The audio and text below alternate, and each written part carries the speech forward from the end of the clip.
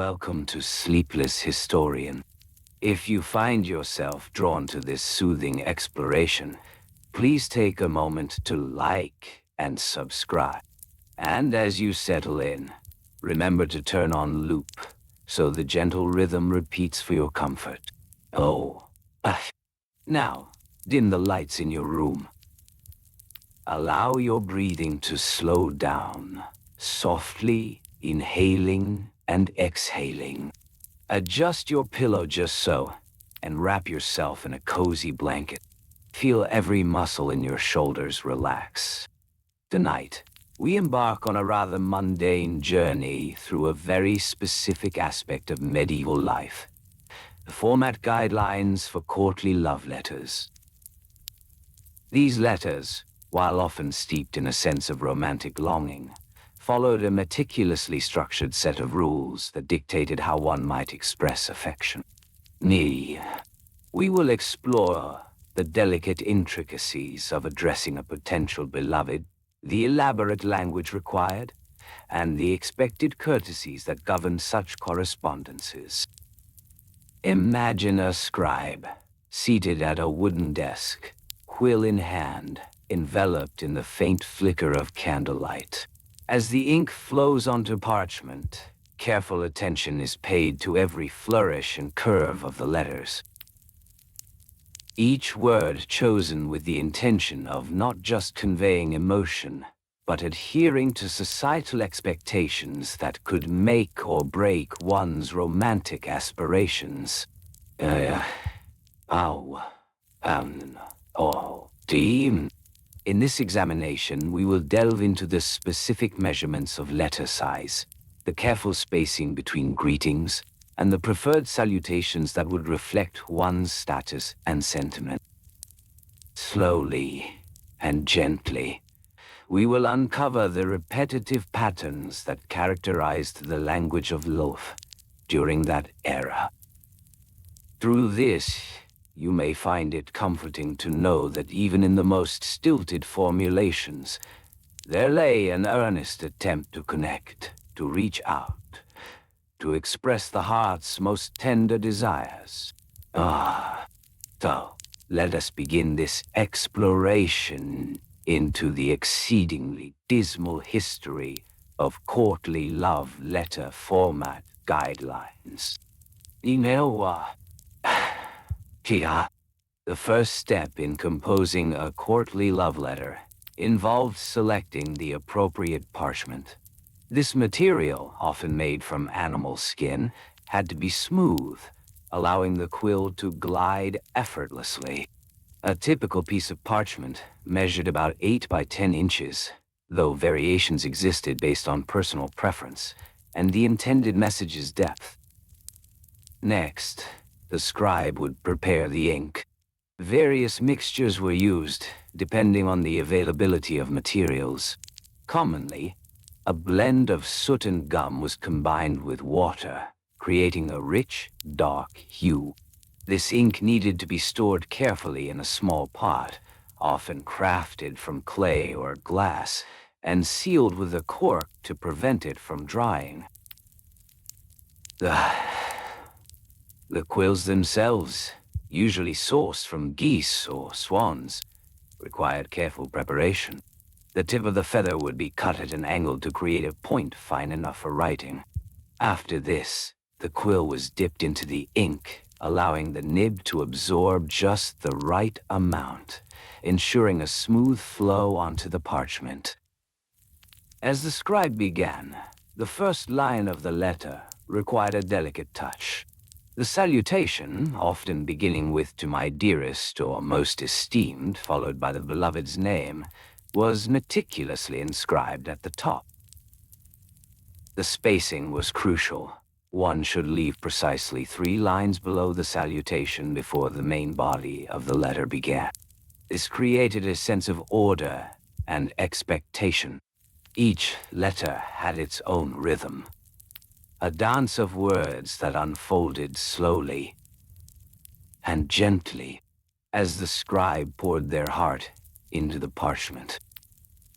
The body of the letter, contained carefully chosen expressions of admiration. Phrases such as "your beauty surpasses that of the dawn" or "your laughter is the sweetest melody" were common. Each phrase was crafted to elevate the beloved's status while simultaneously reflecting the writer's own feelings, layered with a touch of vulnerability.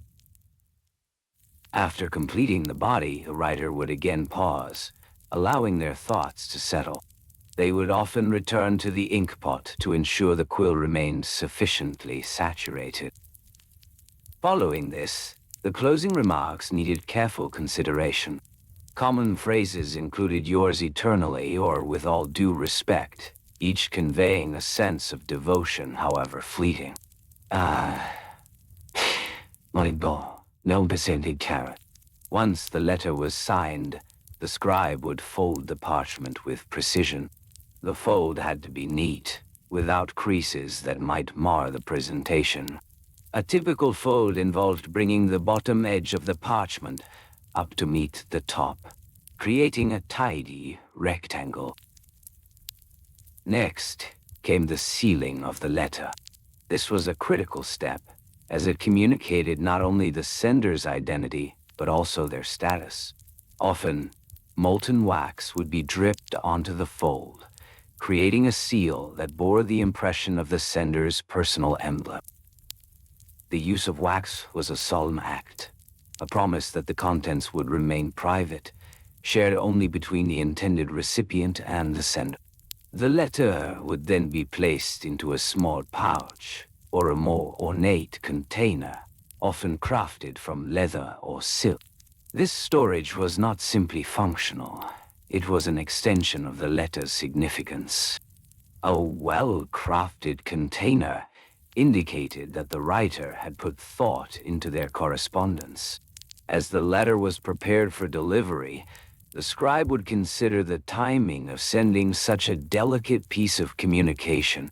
The ideal time for delivery was early morning, when the recipient was most likely to be in a receptive mood. The journey to deliver the letter was often undertaken by a trusted messenger, a person who held the responsibility of ensuring that the precious words reached their destination intact. The messenger might be compensated with a small sum, often a few coins, depending on the distance traveled. Upon arrival, the messenger would carefully present the letter, perhaps bowing slightly, a gesture of respect towards the recipient. This act was laden with etiquette, reflecting the social norms of the time. The recipient would then take the letter, examining the seal, noting the emblem that adorned it. This moment held great weight, a precursor to the unfolding of emotions. The unsealing of the wax was often done with great care, as each crack of the seal marked a pivotal moment of connection between two hearts. As the beloved read the letter, they would often do so alone, finding a quiet corner to reflect on the words. They might lean back against a soft cushion, allowing the gentle weight of the parchment to rest in their hands. The act of reading was a sacred ritual, a slow and deliberate process, where each word resonated deeply, echoing in the chambers of the heart. Nice. In this quiet moment, the recipient would often find themselves lost in thought, contemplating the meaning behind each phrase, each compliment, each expression of longing. They would consider the implications of the letter. Feelings of affection mingled with the weight of societal expectations. Time would almost seem to stand still as they absorbed the emotions conveyed, the sincerity behind the flowery language. The experience was not merely about reading words. It was about understanding the layers of human connection, the delicate bonds woven through expressions of love. After this moment of contemplation, the recipient might choose to respond. This process required careful thought, as the reply needed to reflect both admiration and a sense of propriety. The cycle would begin anew, as they selected their own parchment, prepared their ink, and allowed their thoughts to flow onto the page. With each line, they would pay homage to the original letter, echoing the sentiments expressed while adding their own unique touch. In this way, the dance of medieval courtly love continued, a gentle ebb and flow of emotions expressed through the delicate art of letter writing. Oh. And so, little by little, we unravel the intricate guidelines that govern the format of these letters, the tools and techniques that made them a cherished form of communication. Through this exploration, one may find comfort in the knowledge that even the most mundane aspects of love held a beauty of their own, a quiet rhythm that transcended time. To begin our exploration of the medieval courtly love letter format, we must first consider the tools and materials that were essential for this delicate endeavor. The parchment, a favored medium, was often made from the skins of sheep or goats. It was carefully prepared, washed, and stretched until it became smooth and suitable for writing. This meticulous process took time as each piece of parchment was treated with respect, a canvas awaiting the tender strokes of ink. The ink itself was typically created from a mixture of soot, gall, and water, combined to achieve the desired consistency and color. The gall was derived from oak trees, where the leaves would form growths called galls. These galls were harvested and then crushed to release their tannins, which would darken when mixed with the soot. The resulting ink was rich and deep, often used for its permanence, ensuring that the sentiments expressed would endure through time. As the writer prepared to compose their letter, they needed to gather their quill. A well-crafted quill was essential for achieving the delicate script that characterized these love letters. The quill would be plucked from a feather, often that of a goose or a swan, and trimmed to create a fine point. This process required a steady hand and an eye for detail, as any imperfection could disrupt the flow of words. Next, the writer would find a suitable writing surface, perhaps a table draped in a soft cloth, where they could sit comfortably. It was important that the environment was tranquil, devoid of distraction. The writer would ensure the light was soft, perhaps from a single candle flickering gently, casting a warm glow over their parchment. Once settled, the writer would take a moment to breathe and reflect upon the words they wished to convey. The opening of the letter was particularly significant, as it set the tone for the entire missive. To my dearest heart, or to the fairest of maidens, were common salutations, each one chosen with care. These phrases were not mere formalities. They were imbued with emotion, reflecting the deep feelings harbored within the sender's heart. As the writer dipped the quill into the ink, they would take a moment to steady their hand. The first stroke was often the most daunting, as it marked the beginning of an intimate exchange. The letters that followed would be filled with elaborate descriptions, metaphorical expressions, and poetic flourishes. This was where the true artistry lay, as the writer sought to capture the essence of their affection. Hence, the act of writing itself was a deliberate process. Each letter formed with intention, each word chosen with care. The writer would often pause between phrases, allowing their thoughts to settle before continuing. This rhythm created a sense of calm, as if each letter was a step in an intricate dance of emotions. The body of the letter would often include compliments, praises of beauty, and declarations of devotion. Descriptions of the recipient's eyes, likened to the brightest stars, or their laughter, compared to the sweetest melodies, were common. It was in these moments that the writer poured their heart onto the parchment, weaving a tapestry of words that conveyed their deepest sentiments. And, as the writer neared the conclusion, they would reflect on the importance of expressing hope for a future meeting. Phrases such as, "I yearn for the day we may meet again," or "until our paths cross once more," would flow from the quill, infusing the letter with a sense of longing and anticipation. Once the letter was complete, the task of sealing it would commence. A thin layer of wax would be melted and dripped onto the fold of the parchment. The writer would then take a signet ring, often engraved with a family crest or personal emblem, and press it gently into the warm wax. This act served not only as a closure, but also as a symbol of commitment, ensuring that the contents remained private until they reached their intended recipients. After the letter was sealed, the writer would then select an envelope, typically made of parchment or fabric, to protect their precious words.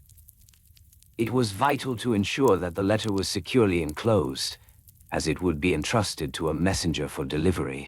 This messenger, often a trusted friend or servant, would be tasked with traversing the distance to the beloved's dwelling. Or now, Missy I. The journey of the letter was another consideration, as it would often travel across towns or even distant villages. The sender would think of the route taken, perhaps picturing the messenger navigating winding paths or bustling marketplaces. Each moment of anticipation would add to the weight of the words penned so carefully. Yes, what though? The cost of such a journey varied, depending on the distance and the urgency of the delivery. At times, a small coin might be offered to ensure swift passage. Other times, a shared meal or drink with the messenger would serve as a form of payment, fostering camaraderie in this intimate exchange. The recipient, upon receiving the letter, would carefully break the seal. The anticipation felt in that moment was palpable as they gingerly unfolded the parchment, revealing the carefully inscribed words. It was customary to read the letter in a quiet space, allowing the emotions to wash over them. Each line would be savored, each sentiment absorbed like a gentle caress. As the reader absorbed the contents, they too would feel the weight of the writer's longing. Perhaps they would read the letter more than once, each reading deepening the connection felt between them. The art of responding then came into play, a thoughtful process that mirrored the original letter with respect and creativity. To craft a reply, the recipient would select their own parchment, perhaps adorned with a different hue or texture, signaling their own personal touch. The ink would be prepared once more, and with a steady hand, they would begin to compose their response, acknowledging the beauty of the original letter while sharing their own sentiments. In this exchange, the rules of etiquette remained paramount. Each letter demanded a gentle balance of admiration and humility. It was essential to convey affection without overwhelming the recipient, ensuring that the dance of courtly love continued with grace and poise. In this manner, the rhythm of correspondence unfolded, a delicate interplay of emotion, affection, and artistry. The guidelines of medieval courtly love letter writing were not merely restrictions. They were pathways leading to deeper understanding and connection. Each letter, each word, became a stepping stone in the journey of love, a journey that, while seemingly mundane, held within it the echoes of human experience. No. And so, little by little, we can see the beauty in the structured intricacies of this process, a soft and soothing exploration of how the heart finds its voice through the gentle art of letter writing. Each note composed, each letter sealed, was a whisper of affection sent into the world, echoing softly through the corridors of history. E? Poem. How? As the sun dipped below the horizon, casting a gentle glow over the lands of medieval Europe, the art of letter writing became an essential part of courtly love. Each letter crafted was a meticulous process, requiring the right materials and tools for success. The parchment, a favored medium for such heartfelt expressions, was often made from animal skins. The finest quality, known as vellum, was prized for its smooth texture and durability.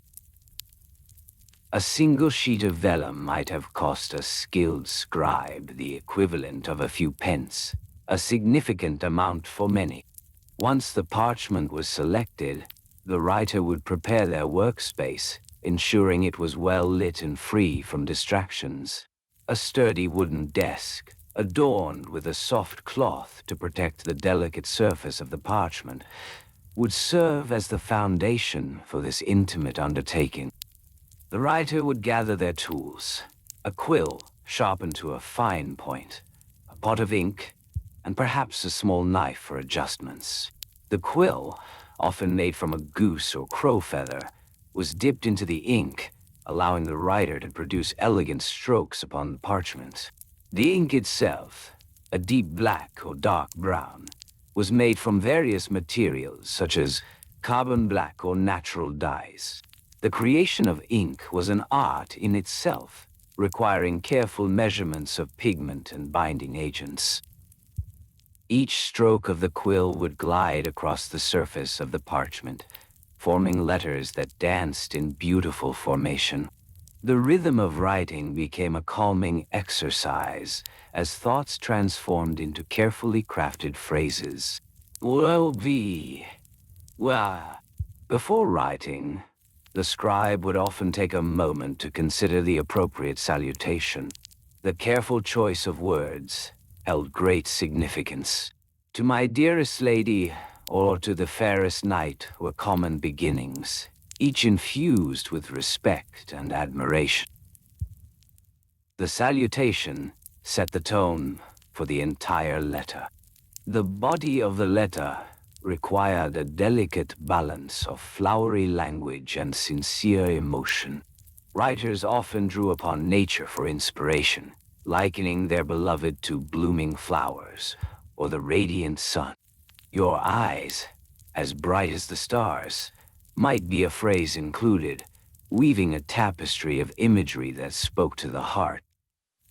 The writer would take their time, choosing each word with care, ensuring that every sentence flowed into the next like a gentle stream. To create a truly evocative letter, the writer would consider the rhythm and cadence of their sentences. Repetition became a useful tool, allowing certain phrases to linger in the mind of the recipient.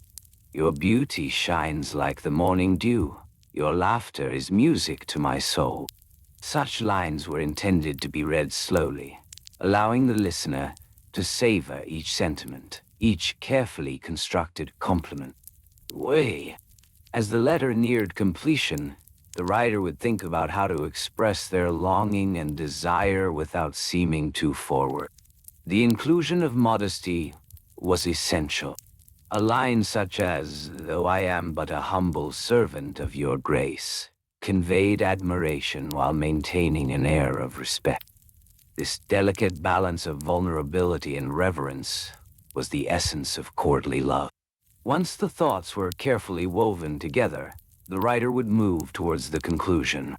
A gentle closing remark, such as "forever yours, in heart and spirit," would encapsulate the feelings expressed throughout the letter.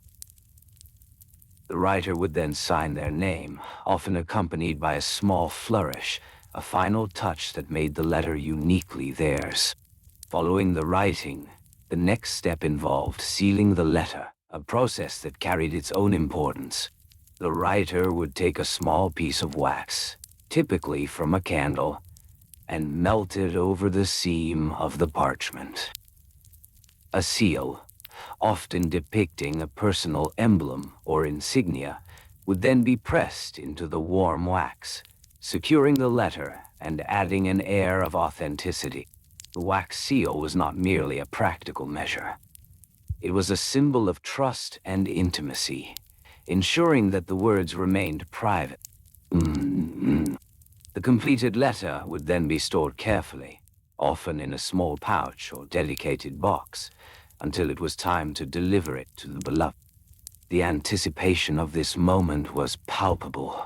The writer would often enlist the help of a trusted messenger, someone who understood the weight of the task at hand.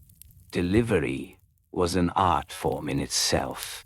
The messenger would approach the door of the recipient with care, ensuring the letter was presented with the utmost respect.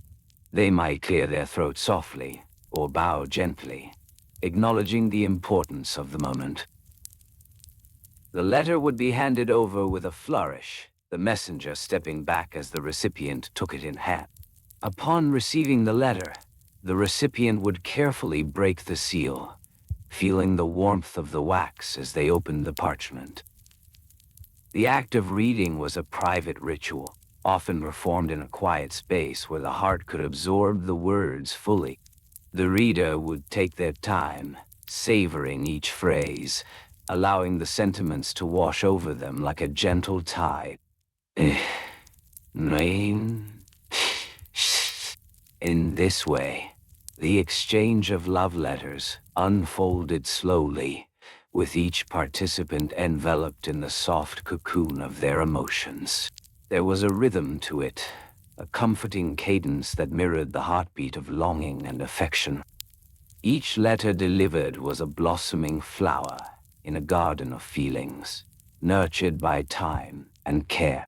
As the practice of letter writing continued, so too did the intricate guidelines associated with it. Every detail mattered, from the choice of parchment to the ink used, from the salutation to the closing sentiments. This attention to detail was a reflection of the deeper emotional landscape that lay beneath the surface, a landscape where love flourished within the confines of societal norms and expectations.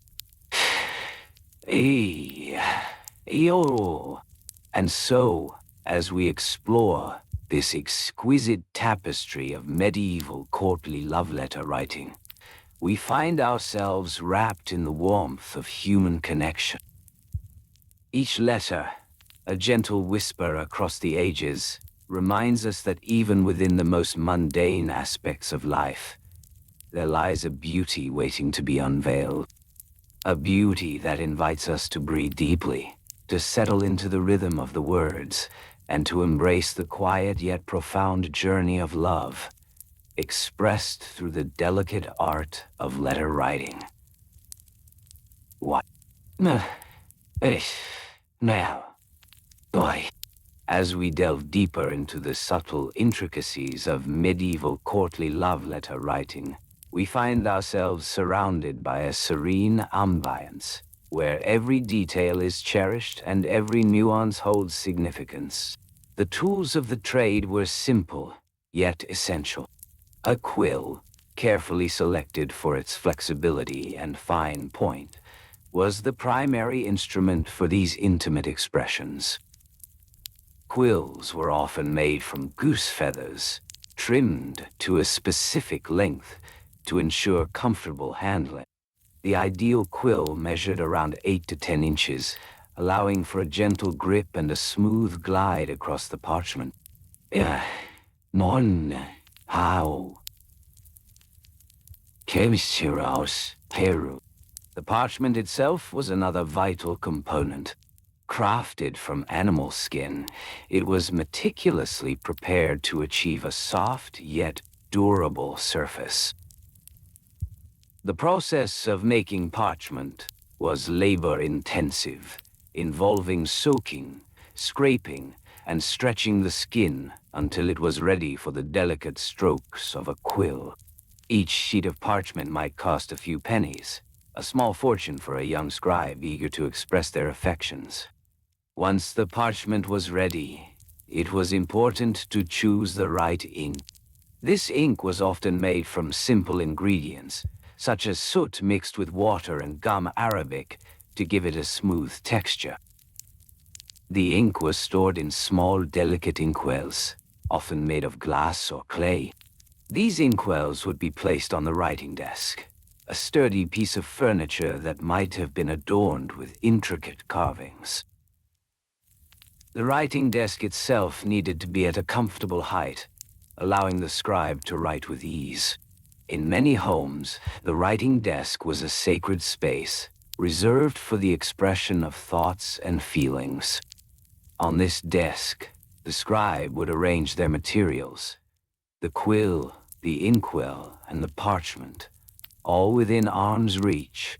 Now, the act of writing the letter would begin.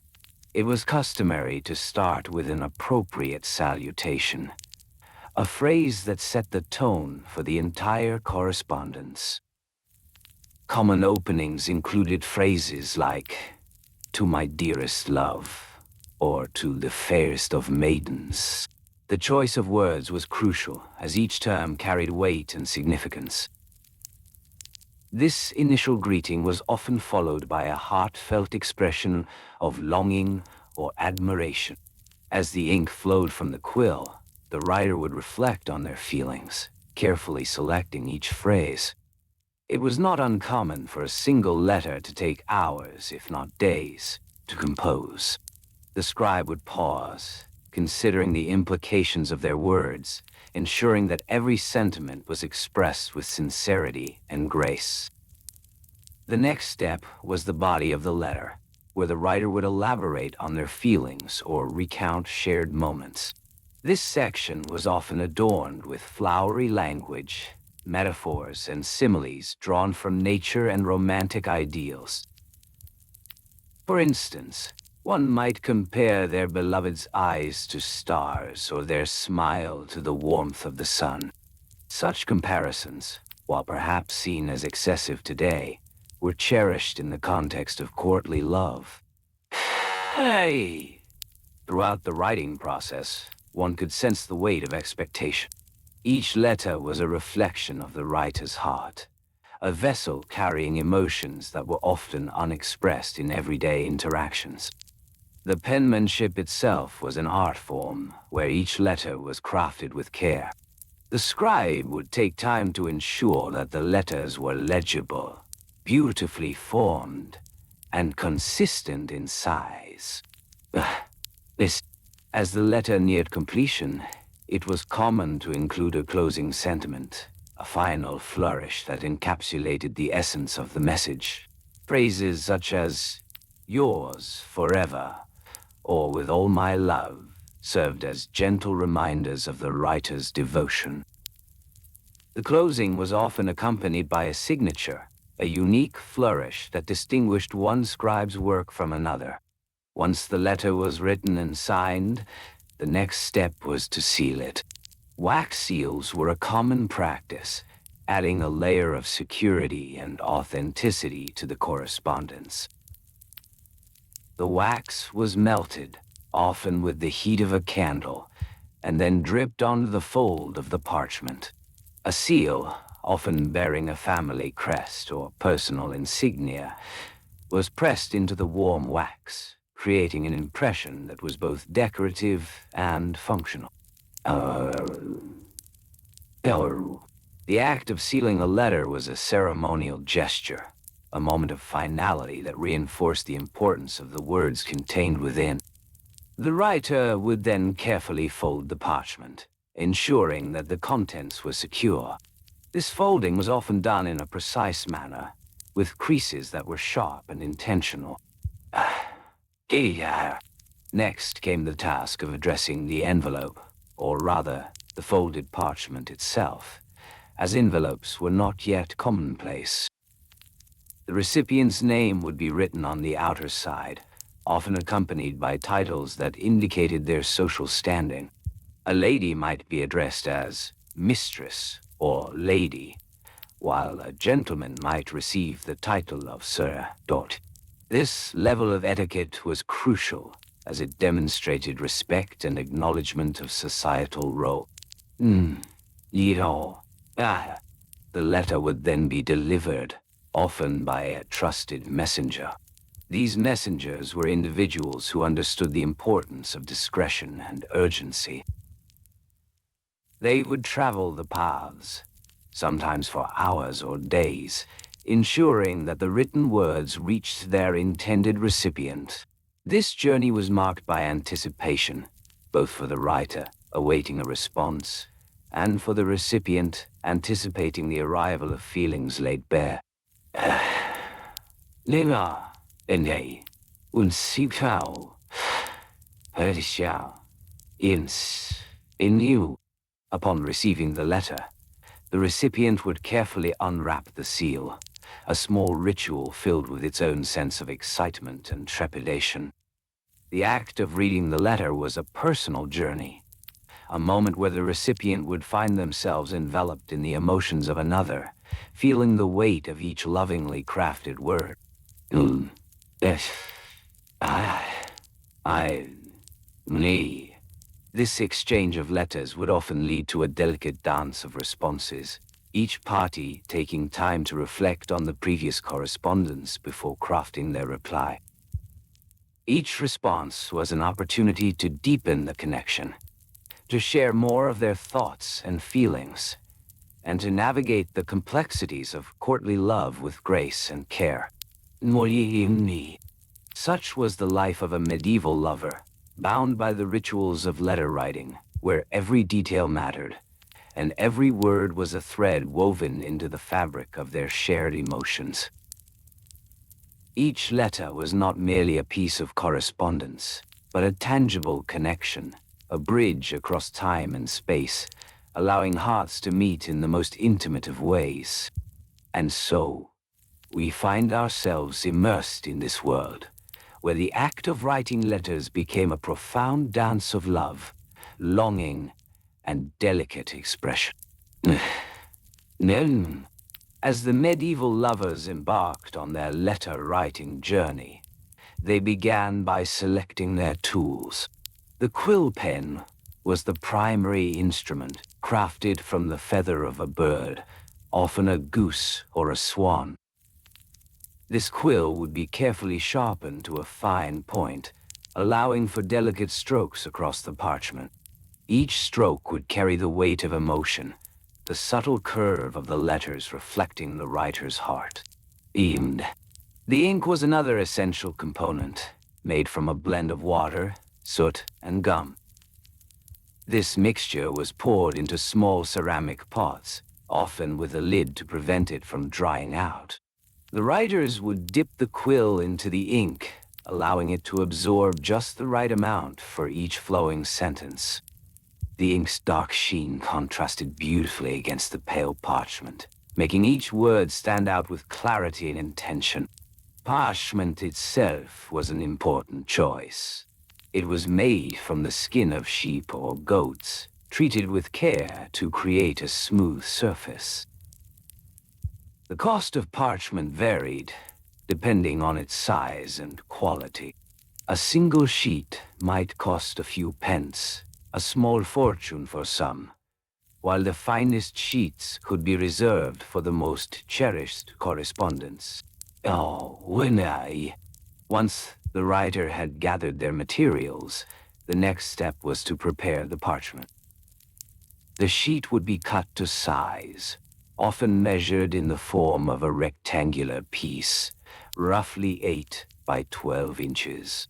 This size was deemed perfect for a heartfelt message, a format that allowed for several lines of text without overwhelming the reader. Before commencing the writing, the writer would often take a moment to gather their thoughts. It was customary to begin with a salutation, a greeting that set the tone for the entire letter.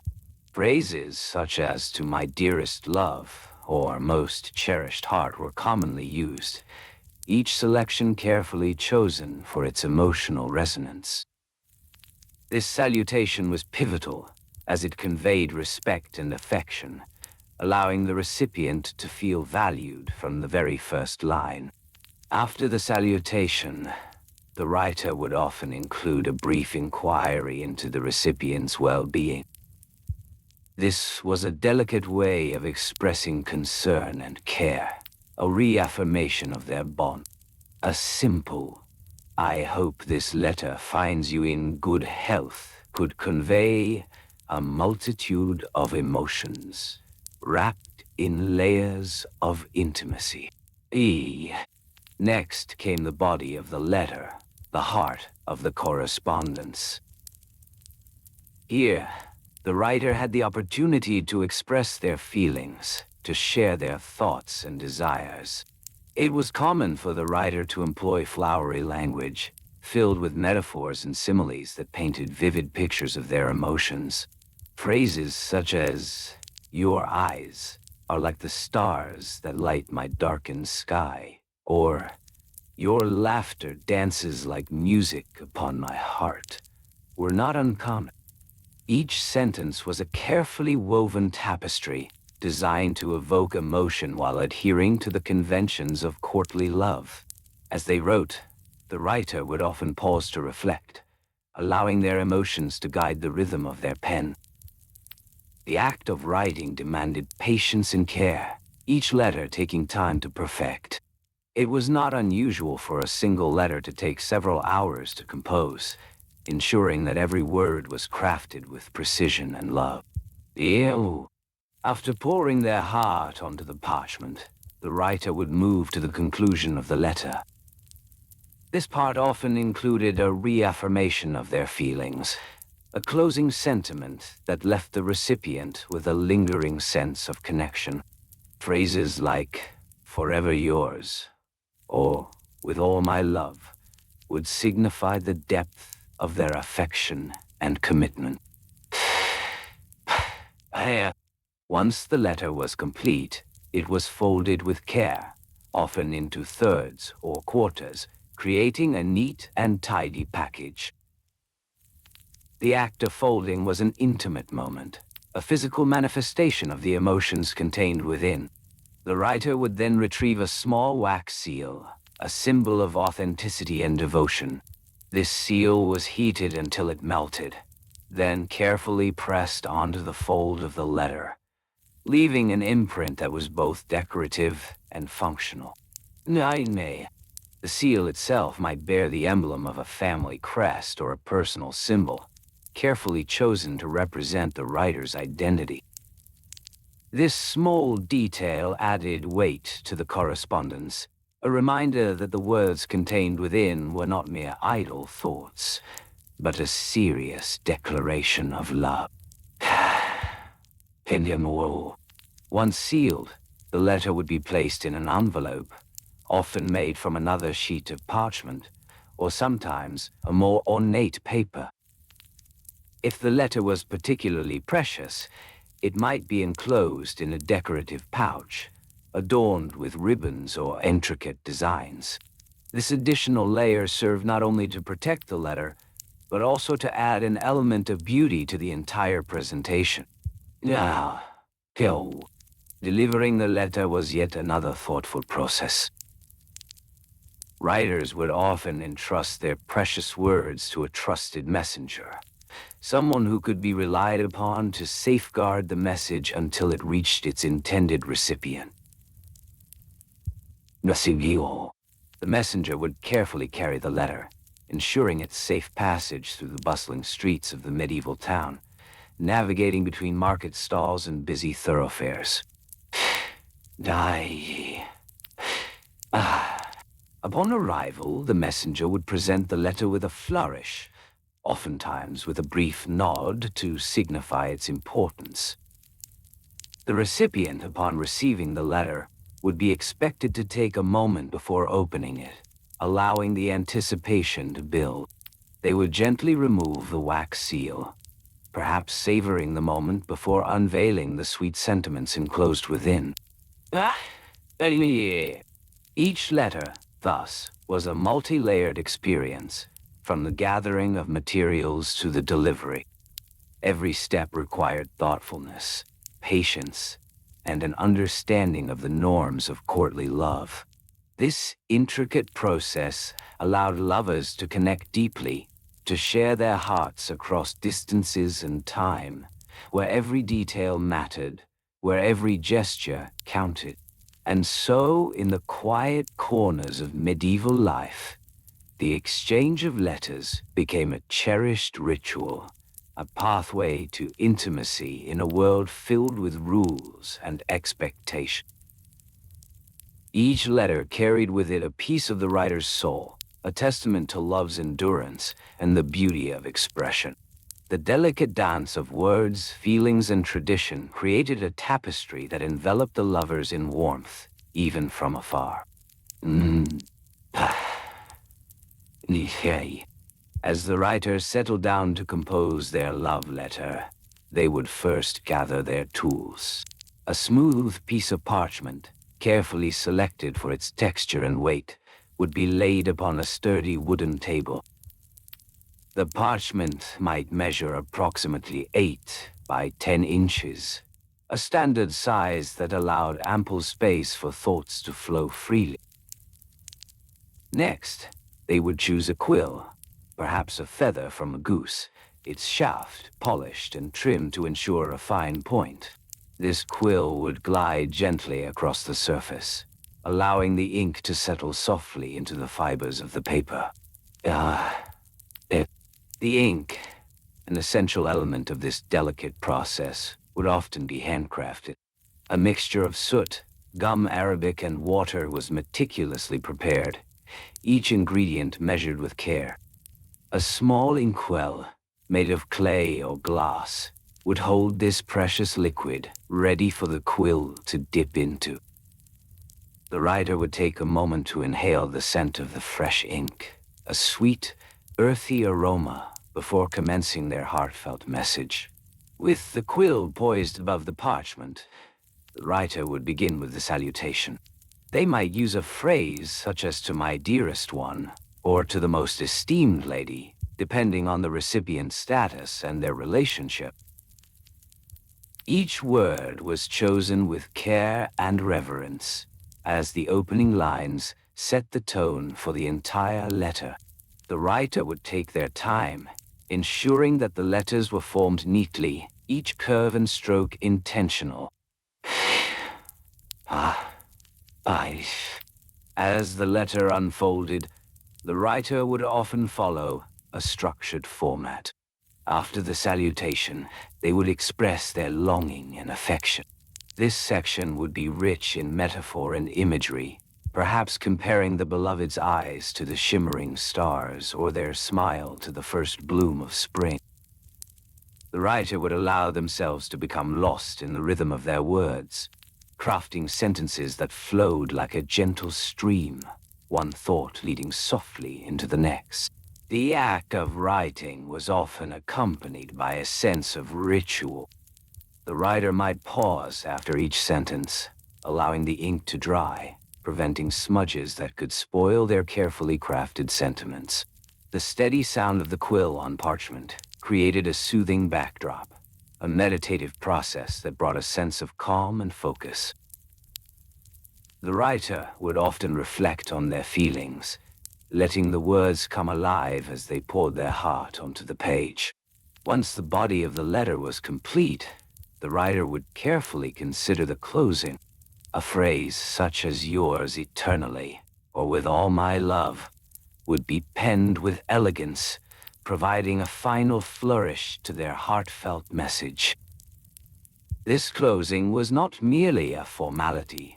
It encapsulated their deepest feelings, a promise of devotion wrapped in carefully chosen words. After the final strokes were made, the writer would take a moment to admire their handiwork. The ink would glisten gently in the light, each word a testament to their emotions. This was a moment of satisfaction, a pause before the next step in the ritual. The parchment would be folded with care, each crease precise, ensuring that the letter would fit neatly within its intended envelope. The envelope, too, was a thoughtful choice. Made of sturdy paper, it would be slightly larger than the folded letter, providing a protective layer. A wax seal was often used to secure the envelope, a small emblem that would bear the writer's mark, or a symbol of affection. This seal was made from melted wax, poured carefully onto the flap, and pressed with a signet ring or stamp, creating a unique impression. The act of sealing the letter was significant, as it symbolized the commitment to send one's thoughts and feelings into the world. In preparation for delivery, the writer would carefully consider the timing. Letters were often sent at specific times during the day, aligned with the routine of the court or their beloved's schedule. They would choose a time early in the morning, when the air was fresh and still, or perhaps in the late afternoon, when the sun cast a warm glow. These moments were thought to carry the best energy for such heartfelt communications. The choice of messenger was another important consideration. Trusted individuals were often selected based on their reliability and discretion. The messenger might be a close friend or a servant, someone who understood the importance of the letter and treated it with the utmost care. The writer would often provide instructions, perhaps emphasizing the need for a discreet delivery, to avoid prying eyes that might disrupt the intimate exchange of feelings. Upon arrival at the recipient's residence, the messenger would present the letter with a degree of ceremony, a sense of reverence for the words contained within. The recipient, upon receiving the letter, would be expected to take their time, savoring the anticipation of the moment. They might hold the envelope gently, feeling the weight of the writer's emotions pressing against the paper, before breaking the wax seal. The act of opening the letter was often accompanied by a sense of ritual as well. The recipient would unfold the parchment slowly, allowing the scent of ink and parchment to waft through the air.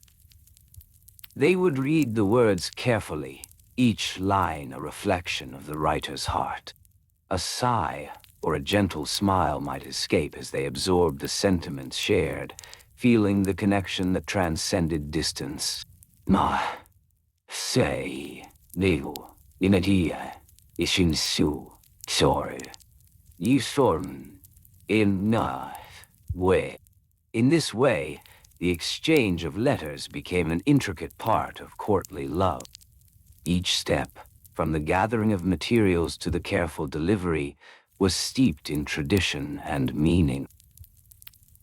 It was a world where every detail mattered, where the mundane became a canvas for emotion, and where love was expressed in the softest, gentlest of ways. The letters served as bridges, connecting lovers across the landscapes of time and space. In the quiet moments, when the world outside fell away, these letters became vessels for dreams, whispers of affection that lingered long after the ink had dried. Each letter was a treasure, a piece of history, encapsulating the delicate dance of courtly love, where each word was a step, each phrase a turn, moving two hearts closer together. Now, to begin the process of writing a courtly love letter, one must first gather the necessary materials. This included a good quality piece of parchment, typically made from animal skin. Parchment was prized for its durability and smooth texture. The writer would carefully select a sheet, perhaps measuring around 12 by 16 inches, ensuring it was large enough to accommodate their heartfelt words. Next, the writer would need ink, often made from soot mixed with water and gum arabic to bind it. The color was usually a deep black, providing a striking contrast against the pale parchment. The ink was stored in small earthenware pots, each sealed to prevent it from drying out. A quill, crafted from a bird's feather, would serve as the pen. The quill needed to be sharpened to a fine point, allowing for graceful, flowing script. This sharpening process involved trimming the feather with a small knife, making the tip just narrow enough to create delicate lines. 9. K. Oh. Once the tools were prepared, the writer would find a quiet place to settle down.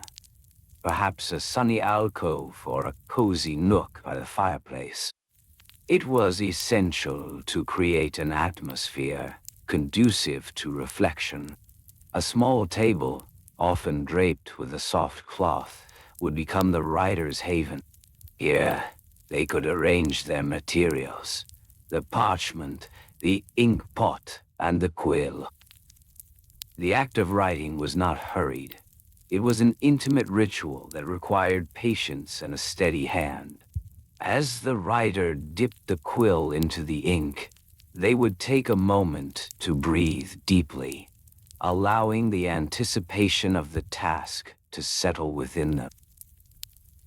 With the quill poised above the parchment, they would start with a salutation, an essential component in the art of letter writing. Words such as dearest, beloved, or most adored would often grace the top of the page, setting the tone for the sentiments to follow. The writer would then carefully compose the body of the letter. Each sentence was crafted with intention, often employing the elaborate language that was characteristic of courtly love. Adjectives like radiant, luminous, and ethereal would emerge, painting an image of their beloved. The use of metaphor and simile was common. The writer might compare their loved one's beauty to that of a blooming rose or a shining star. Such comparisons, though flowery, added an air of sophistication to the letter. Is J. Writers would often spend hours on this section, revising and rephrasing, ensuring that every word was perfect.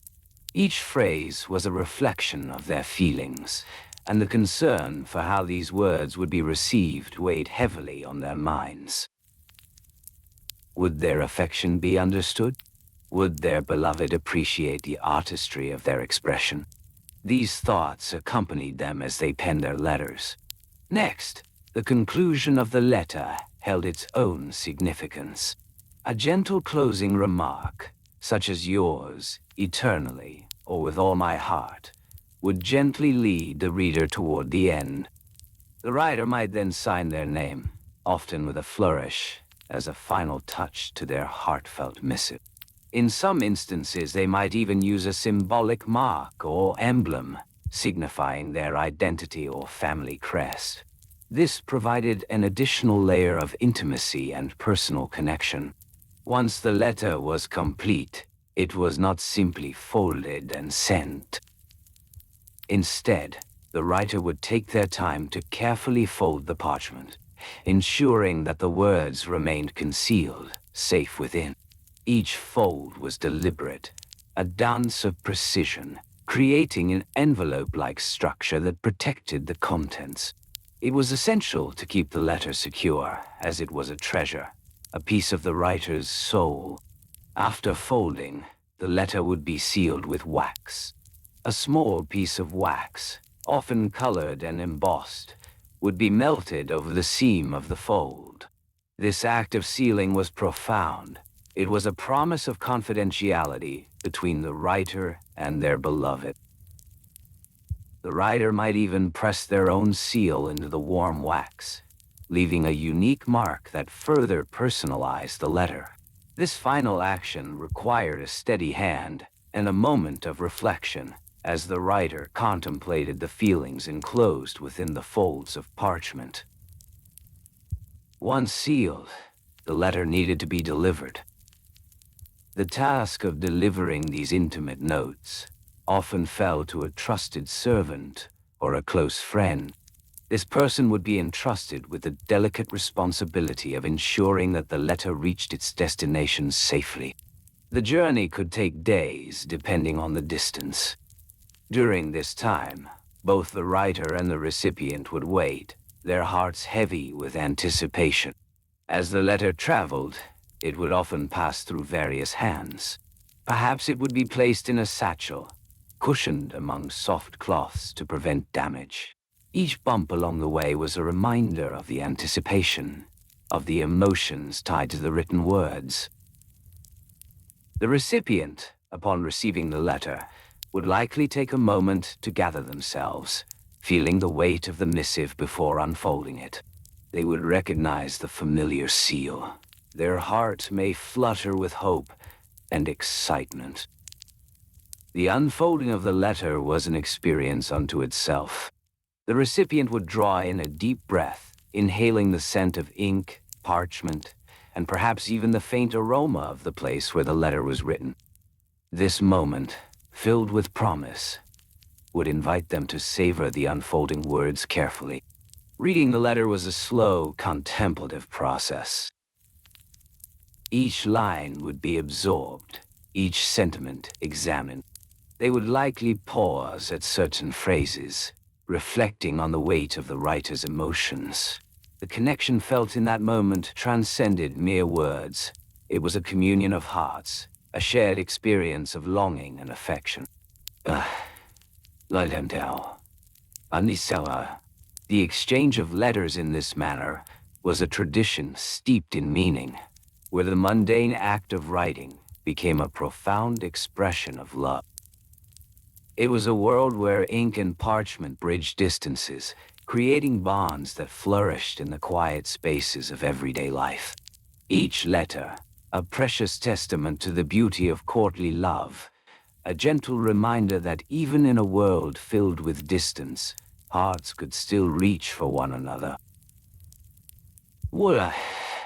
The creation of a courtly love letter involved a series of meticulous steps, each crafted with care and intention.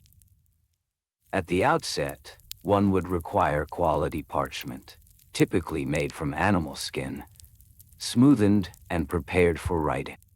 This parchment could be found in specialized shops or markets. The cost varied, depending on the quality and the intricacies of its preparation. A single sheet might range from a few pence to several shillings, depending on the merchant's location and reputation.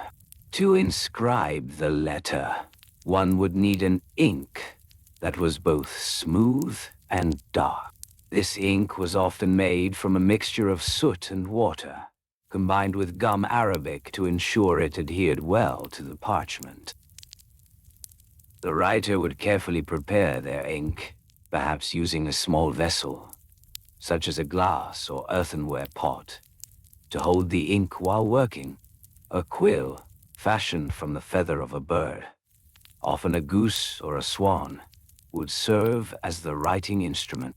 The quill needed careful preparation, requiring the tip to be trimmed at an angle, creating a fine point that would allow for elegant strokes. The writer would sit at a wooden table, perhaps with a simple candle flickering beside them, providing a warm glow. On this table, they might also have a small piece of cloth to dab the quill and prevent excess ink from smudging the letter. The act of writing, in itself, was a slow and deliberate process. Each word would be formed with intention, as the writer considered how best to express their feelings without appearing overly flustered or foolish. As they began to write, they would often start with a salutation, one that adhered to the conventions of the time. Commonly used phrases included "to my most esteemed lady," or "to my most cherished knight." These openings were designed to elevate the recipient's status, ensuring they felt valued and admired.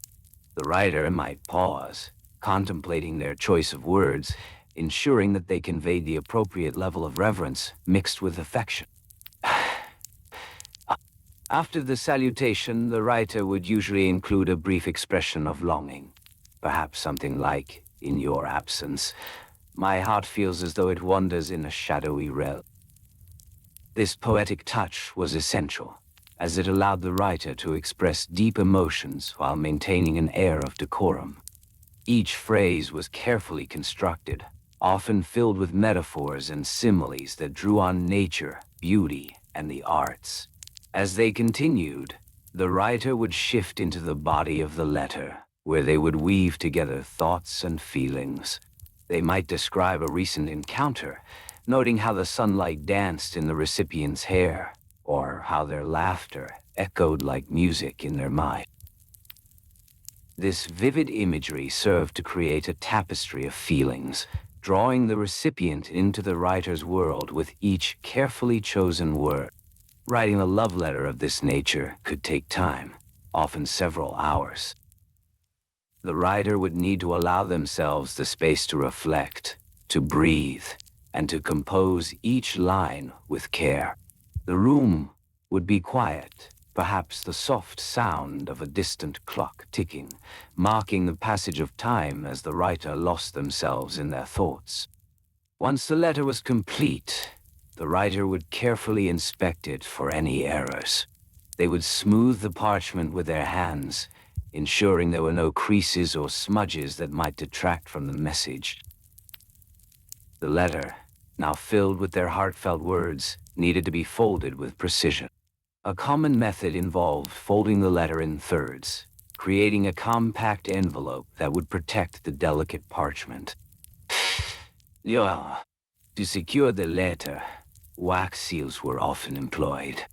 The writer would melt a small piece of sealing wax, usually red or black, over the fold of the letter. Once the wax was liquid, they would press a signet ring or a simple stamp into the warm surface, leaving behind a mark of authenticity that signified the letter was genuine and personal. This act connected the writer to the recipient, creating a tangible link between their hearts.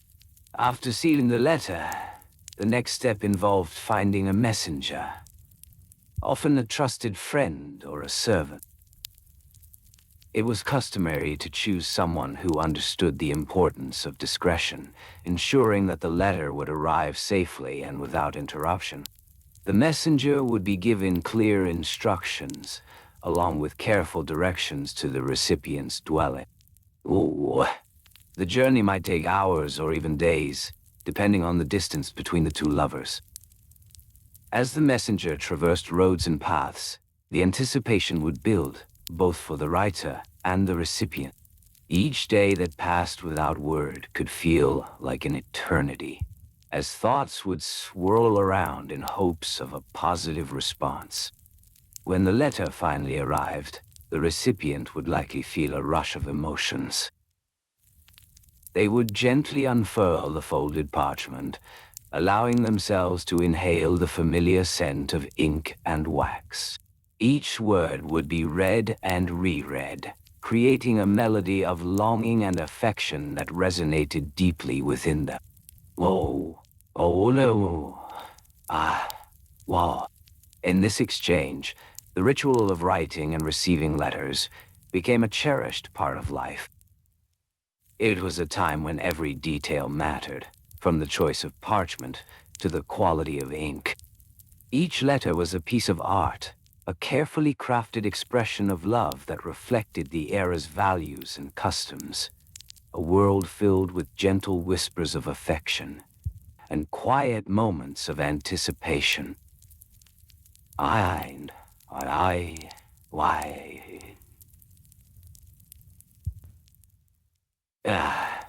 As the writer and recipient navigated their emotions through these letters, they created a landscape of feelings, a world where words transformed into bridges of connection. The art of letter writing was not merely a task, but a dance of hearts, a slow, rhythmic exchange that allowed love to flourish even in the stillness of time. And so, in the quiet corners of the medieval world, love letters remained a soft beacon, inviting all who partook in their creation and reception to find solace in the beauty of their words. As we delve further into the delicate world of medieval courtly love letters, it is essential to understand the tools, materials, and processes that fueled this intricate practice. The writer would first consider the parchment, a thin yet durable material made from animal skin. Parchment was often treated with care, each sheet meticulously prepared to ensure a smooth writing surface. The size of a typical sheet would vary, often around 8 inches by 12 inches, allowing ample space for the flow of words while remaining manageable for the writer's hands. Next, the ink was a vital component of this process. Medieval ink was typically made from gall nuts, a natural source of tannin, mixed with water and gum arabic to create a thick, dark liquid. This ink was stored in small, sturdy vessels, often made from clay or glass, carefully sealed to prevent it from drying out. Each writer had their own preferred consistency, one which they would achieve through gentle stirring and testing on scraps of parchment until it flowed effortlessly from their quill. Nor, the quill itself, often sourced from a goose or a swan, was a precise tool, shaped and sharpened to create fine lines. Writers would select a quill based on personal preference, sometimes even based on the type of letter being composed.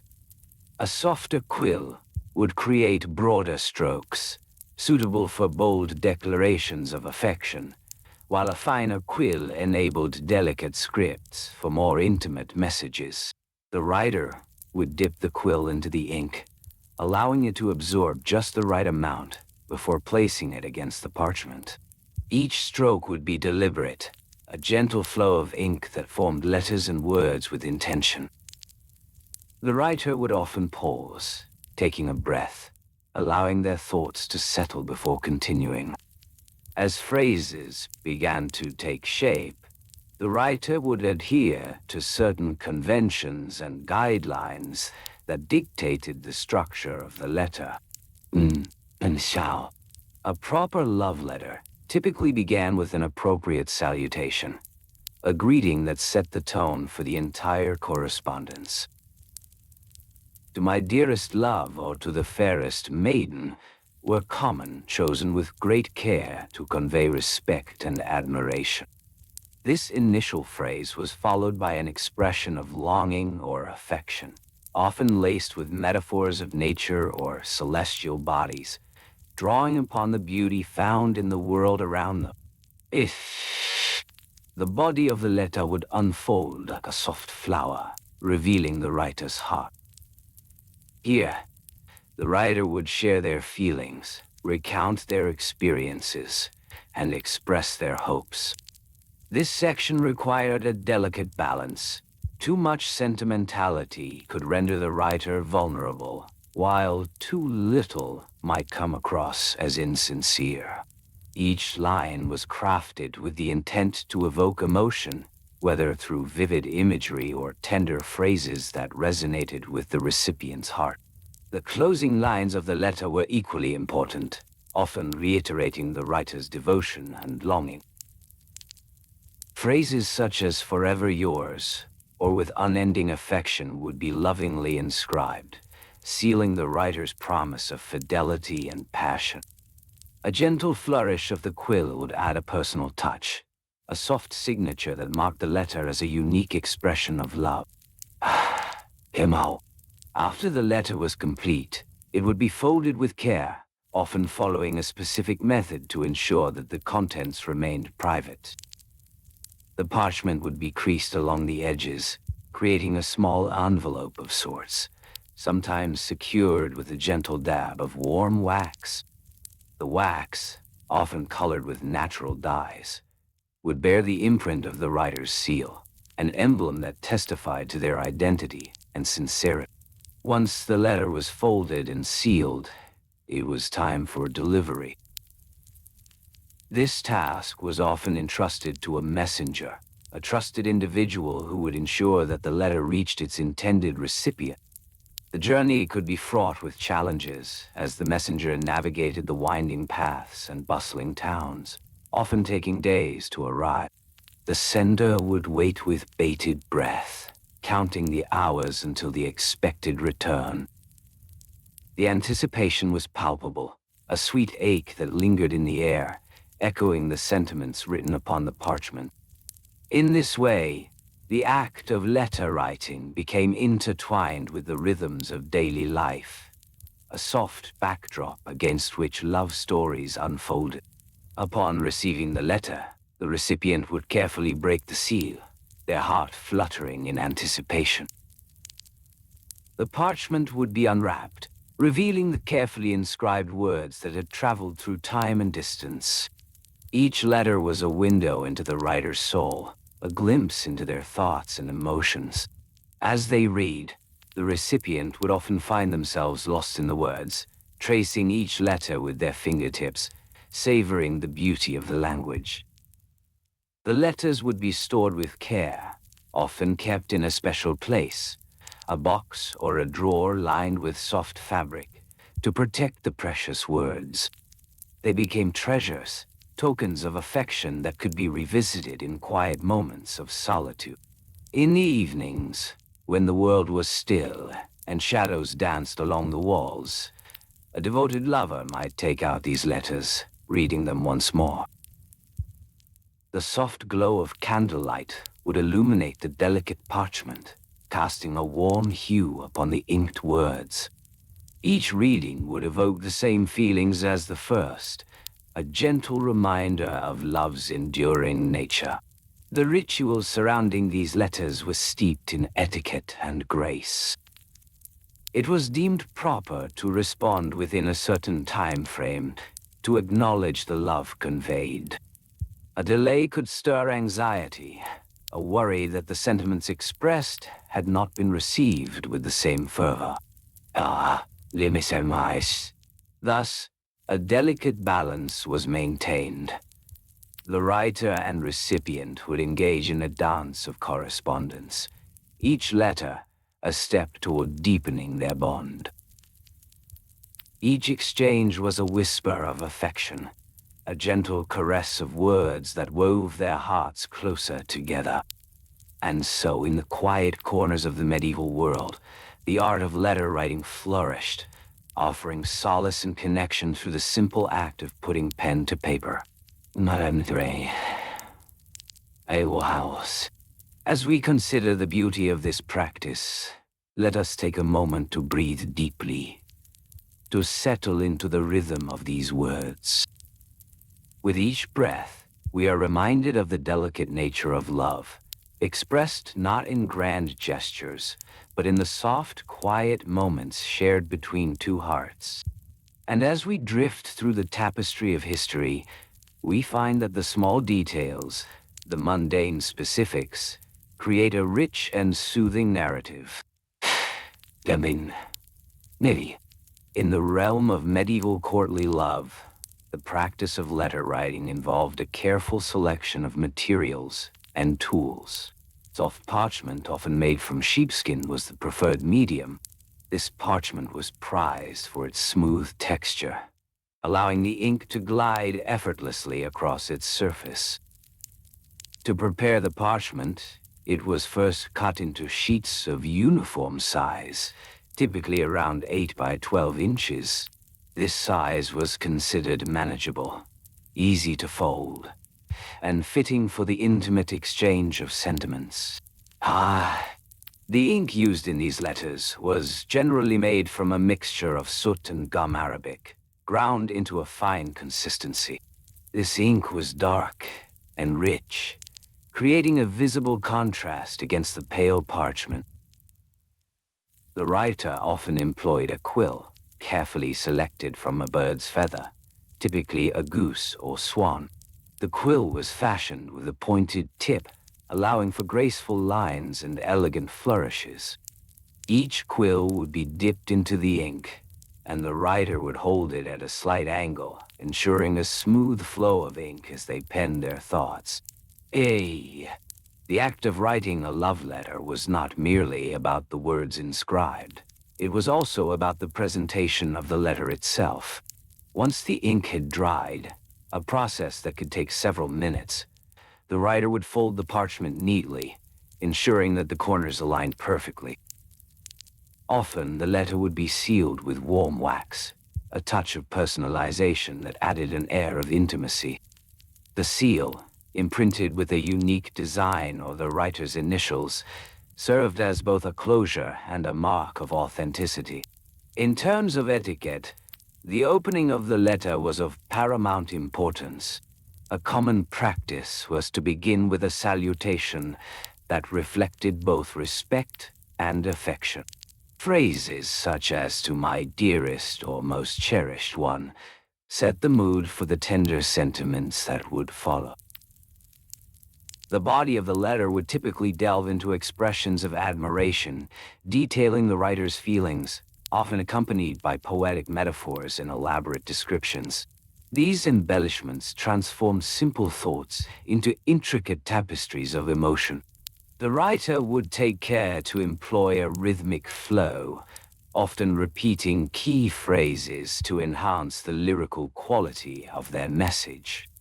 It was not uncommon for the writer to include references to nature, likening their beloved's beauty to the blooming of spring flowers or the gentle caress of a summer breeze. These comparisons, while perhaps cliched by today's standards, were cherished for their ability to evoke strong imagery and emotion. As the letter progressed, the writer would transition to expressions of longing, articulating the ache of separation and the joy of reunion. The conclusion of the letter was equally important, often echoing the sentiments shared earlier. A closing line such as "yours eternally" or "with all the love I possess" would serve to seal the emotional weight of the correspondence. After folding and sealing the letter, the writer would then consider the logistics of delivery. This task typically fell to an intermediary, a trusted friend or messenger, who would ensure that the letter reached its intended recipient. The timing of this delivery was crucial. It was often scheduled to coincide with auspicious moments, such as the turning of the seasons or significant dates in their relationship. The anticipation of this delivery was fraught with emotion. The writer would await a response with bated breath, each passing day stretching the bounds of their patience. It was customary for the recipient to take their time in crafting a reply, reflecting on the words received, and perhaps revisiting the sentiments to find the perfect response. The very act of waiting, filled with both hope and trepidation, became a part of the experience, weaving a delicate thread of tension into the fabric of their budding relationship. Wait. In many cases, the response would follow a similar format, mirroring the structure of the initial letter. This practice fostered a sense of continuity, creating a rhythm of correspondence that echoed the ebb and flow of their emotional connection. The recipient would also select parchment and ink, perhaps choosing a different color or texture to distinguish their letter. As they began to write, they would again carefully select their words, mindful of the impact they wished to convey. The salutation would mirror that of the original letter, maintaining a sense of familiarity and warmth. The body of the letter would often include reflections on the initial sentiments shared, enhancing the emotional bond between them. The process of composing a letter could take hours, as the writer sought to perfect their expression of love. Each phrase was weighed carefully, every metaphor considered, ensuring that nothing was left to chance. The writer might spend time reading aloud what they had penned, listening to the rhythm of their words as they echoed in the stillness around them. Once the letter was complete, attention would shift back to the presentation. The parchment would be folded with care, the seal applied with precision. The messenger would then be entrusted with this precious cargo, symbolizing the unspoken bond between the two lovers. Throughout this entire process, The act of writing love letters was imbued with deep significance. It was an expression of vulnerability, a sharing of one's innermost feelings wrapped in layers of etiquette and tradition. Each letter served as a testament to the writer's affection and longing, a physical representation of their heart laid bare upon the parchment. Andatoye. As we explore these details, let us take a moment to find a comfortable position, perhaps adjusting our pillows or softening our shoulders. With each breath, we can allow ourselves to sink deeper into this gentle narrative, where the mundane becomes a soothing balm for the soul. The art of letter writing, while perhaps seemingly trivial, is a dance of words that transcends time, echoing the essence of human connection. And so, we continue to float through the pages of history, softly and gently, finding comfort in the small, intricate details that have shaped our understanding of love. Exceedingly. As the quill was dipped in ink, the writer took a moment to contemplate the task ahead. The ink, often made from a mixture of soot and gum arabic, would glide smoothly across the parchment.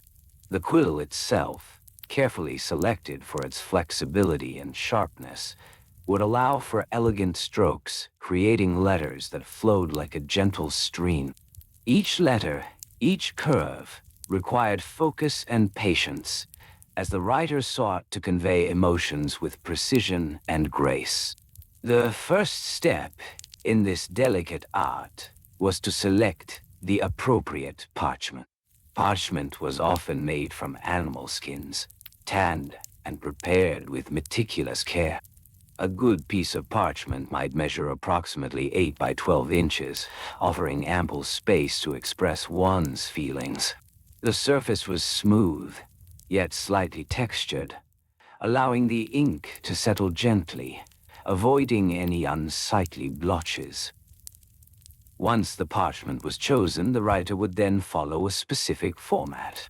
The address of the recipient was paramount. It was customary to commence with a polite salutation, often beginning with, "To my most esteemed lady," or "To my most honorable lord." These phrases were not mere formalities. They were imbued with respect and admiration, setting the tone for the entire letter.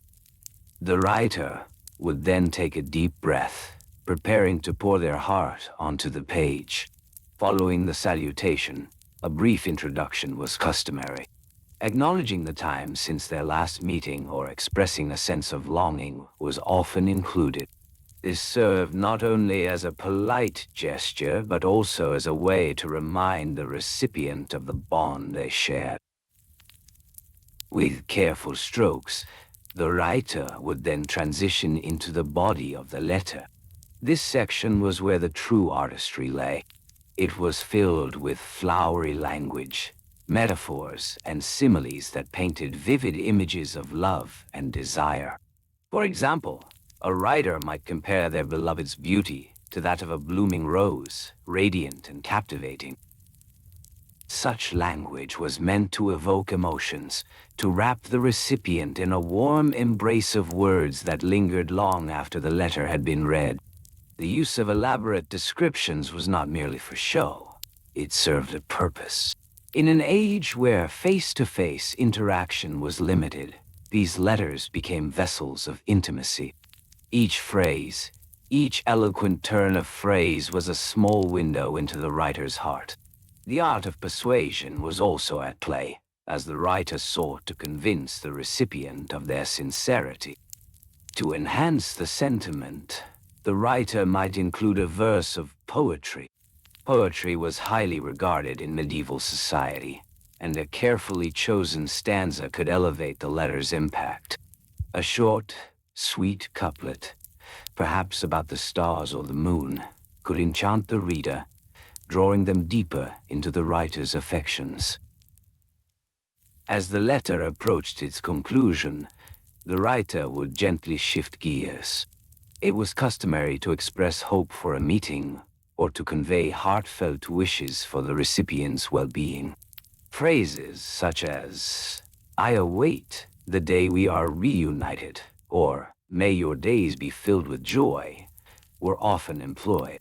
This gentle transition was crucial, allowing the writer to soften the emotional weight of the previous declarations. The closing was just as important as the opening. It required careful thought. The writer would choose a valediction that matched the tone of the letter. "Yours most sincerely," or "With all my heart," were popular choices. These phrases were not simple goodbyes. They were final affirmations of the writer's feelings, encapsulating the essence of their message in a few tender words. Once the final words were penned, the writer would take a moment to reflect. The letter required folding, an act that demanded precision and care. It would be folded in a manner that concealed the contents, protecting the precious words within. A careful triangular fold was common, ensuring that when the letter was opened, the recipient would feel a sense of anticipation. The next step involved sealing the letter. A wax seal was often used, a small dollop of hot wax that would be imprinted with a signet ring or a personal emblem. This not only secured the letter, but also served as a mark of authenticity. The process of sealing required careful attention, as the wax had to be the right consistency, not too hot to avoid smudging, and not too cool to ensure a proper seal. After sealing, the letter was entrusted to a messenger. This person was often a trusted friend or a servant, chosen for their reliability. The journey to deliver the letter could be fraught with uncertainties, and the writer would often provide specific instructions regarding the route to take. It was common to include a small token of appreciation for the messenger, perhaps a coin or a small gift, as a gesture of gratitude for their service. The time it took for a letter to reach its destination varied greatly. Depending on the distance and the weather, it could take anywhere from a few days to several weeks. During this waiting period, the writer would often find themselves lost in thought, imagining the recipient's reaction upon receiving the letter. Would they smile? Would they feel a rush of warmth? These questions danced in the writer's mind as they awaited news of their beloved. In the meantime, the recipient, upon receiving the letter, would handle it with equal care. The anticipation of opening a letter was a cherished moment. The act of breaking the seal was significant, a small ceremony that marked the beginning of a new experience. Slowly, they would unfold the parchment, taking in the sight of the carefully crafted script. Each word would be absorbed, lingering in the air like the scent of a blooming garden. Reading the letter was an immersive experience. The recipient would often read the letter multiple times, savoring each phrase, allowing the emotions to wash over them. With every reading, the feelings could deepen, creating a tapestry of connection woven through time and space. The exchange of love letters was a cherished tradition, a practice that required dedication, patience, and an understanding of the nuances of human emotion. It was a ritual that transcended the mundane, transforming the simple act of writing into an art form steeped in history and imbued with meaning. As we drift further into this exploration, let us take a moment to soften our bodies and breathe deeply. Each breath connects us to the past, to those who once poured their hearts out onto parchment, crafting their emotions with care. We can find comfort in the knowledge that love, in all its forms, has always sought expression, always found a way to connect hearts across the ages.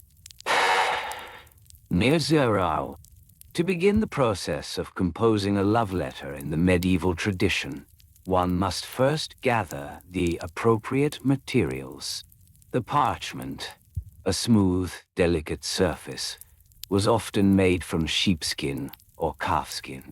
This parchment would need to be cut into manageable sheets, typically measuring about 8 by 12 inches.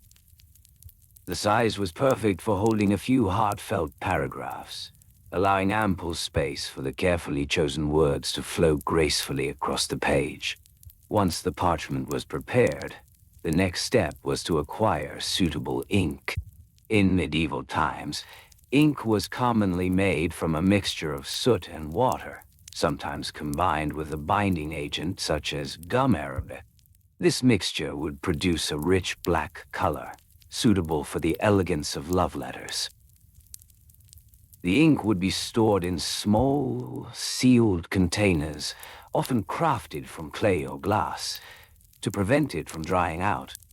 For the writing instrument, a quill was the favored choice. A quill, typically made from the feather of a goose or a raven, needed to be carefully prepared. The tip would be trimmed at an angle, creating a fine point for delicate script. The writer would dip the quill into the ink, letting the ink flow into the nib before it touched the parchment. This process required a steady hand and a calm mind. As the writer sat down to compose their letter, it was customary to find a quiet space, perhaps by a window where the soft light of day could illuminate their thoughts. They would position themselves comfortably, perhaps resting their back against a cushioned chair. The writer would take a moment to breathe deeply, allowing the stillness of the surroundings to settle within them, bringing focus to their purpose. The etiquette of addressing the recipient was of utmost importance. Tradition dictated that one would begin with a salutation that reflected both affection and respect. Common phrases included, "Dearest heart," or "Most honorable lady." Each address was a careful selection, intending to convey admiration and sincerity. After the salutation, the body of the letter would unfold. This portion required the writer to express their feelings with exquisite care. They would often draw upon nature, using metaphors that evoked the beauty of the world around them. For instance, they might say, "Your eyes shine like the morning sun reflecting on the still waters," or "Your laughter is as sweet as the song of the nightingale." Such florid language was not merely embellishment. It was a means of evoking emotion and creating a vivid image in the reader's mind. Writers would often spend hours crafting each sentence, revising and rewriting until the words felt just right. They understood that the choice of each word mattered deeply, as it conveyed not just meaning, but the very essence of their longing. Once the letter was written, the ink needed time to dry. This was a delicate moment, as any smudging could ruin the beauty of the letter. The writer would place the parchment flat, perhaps under a weight, allowing the ink to set. The act of waiting in this manner was often accompanied by a sense of anticipation, a quiet thrill at the thought of the letter's eventual delivery. After ensuring the ink was dry, the next step was to fold the letter, a process that required precision. The writer would fold the parchment into thirds, ensuring that the words remained protected within. The edges would need to align perfectly, creating a neat and orderly appearance. This attention to detail was vital, as a well-folded letter was a reflection of the writer's character. With the letter folded, it was customary to seal it with wax. The writer would heat a small piece of wax, typically red or gold, over a gentle flame. Once melted, the wax would be drizzled onto the fold. The final touch involved pressing a signet ring or a simple stamp into the warm wax, creating an impression that served as both a seal and a mark of authenticity. This seal was a promise, a guardian of the intimate words contained within. When the letter was complete, The writer would then need to decide how to deliver it. This process was often fraught with its own considerations. One option was to entrust the letter to a close friend, someone who could be relied upon for discretion. This friend would carry the letter with care, ensuring it reached the intended recipient safely. Alternatively, the letter could be delivered through a messenger who would travel on foot or horseback across the countryside. It was vital to ensure that the messenger was trustworthy, as the contents of the letter held great personal significance. The cost of such a service could vary widely, depending on the distance and urgency. A short journey might only require a few coins, while a long trek could demand a larger sum, potentially a few silver pennies. As the messenger journeyed forth, the writer would often find themselves lost in daydreams, imagining how the letter would be received. Would the recipient read it with joy? Would they blush at the sweet words? These thoughts would swirl gently in the writer's mind, creating a sense of hope and longing that accompanied the act of writing. Upon receiving the letter, the recipient would carefully break the wax seal. This delicate motion required attention, as damaging the seal would alter the integrity of the correspondence. They would unfold the parchment once again, allowing the anticipation to build as they prepared to read the heartfelt words. Liangwu. In this shared ritual, both writer and reader engaged in a timeless tradition, filled with the beauty of expression and the nuances of human emotion. Each letter served as a reminder of the deeply ingrained desire to connect, to share one's innermost thoughts and feelings through the gentle stroke of a quill. As we reflect on this history, let us take a moment to breathe deeply, inhaling the essence of centuries past, where every letter was a small piece of art, a delicate whisper of affection. The legacy of love letters lingers softly in the air, a reminder that the act of sharing one's heart is a timeless endeavor rooted in patience, care, and sincerity. Continuing our exploration of the art of medieval courtly love letters, we find ourselves drawn into the specifics of the writing process, where every detail mattered. The choice of materials was paramount. Writers would often select fine parchment, crafted from animal skin, which was smooth to the touch and ideal for the graceful strokes of a quill. This parchment was typically purchased in large sheets, perhaps 5 feet long and 3 feet wide, and then cut into smaller pieces, often measuring about 8 by 12 inches. The quills themselves were made from feathers, typically goose or swan feathers. These would be carefully chosen for their flexibility and strength. The tip of the quill would be cut to a fine point, allowing for the precision necessary to form elegant letters. Writers would often keep a small knife handy, perhaps one with a blade measuring 3 inches, to ensure they could shape their quills to perfection. In addition to parchment and quills, ink was a crucial component. This ink was often made from natural materials, such as soot mixed with water and gum arabic. The ink would be stored in small glass or clay pots, typically holding about an ounce. A small brush or a second quill might be used to transfer the ink onto the writing surface. As the writer prepared to compose their letter, they would often lay out their tools in a neat and orderly manner. The parchment would be placed flat on a wooden writing board, which might measure 2 feet by 1 foot. This board provided a stable surface, allowing for the careful application of ink. In many cases, the writer would sit at a sturdy desk or table. Perhaps the table was made of oak, its surface polished smooth from years of use, offering a sense of comfort and familiarity. The atmosphere in which one wrote was equally important. Writers often chose a quiet space, perhaps near a window where the gentle light of the sun could filter in. This light, soft and warm, would create a serene environment conducive to thoughtful reflection. A candle might be lit nearby, casting flickering shadows on the walls, while a faint scent of beeswax lingered in the air. As the writing process began, the writer would take a moment to breathe deeply, inhaling the calm of their surroundings. They would then dip their quill into the ink, ensuring that just enough ink clung to the tip, without any excess that might smudge the parchment.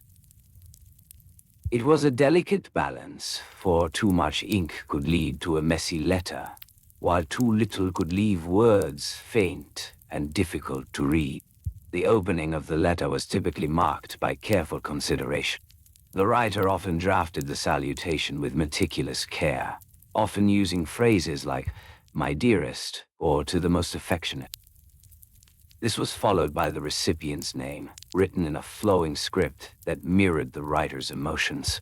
The act of addressing a loved one was a ritual in itself, and the words were chosen with an intent to convey warmth and sincerity.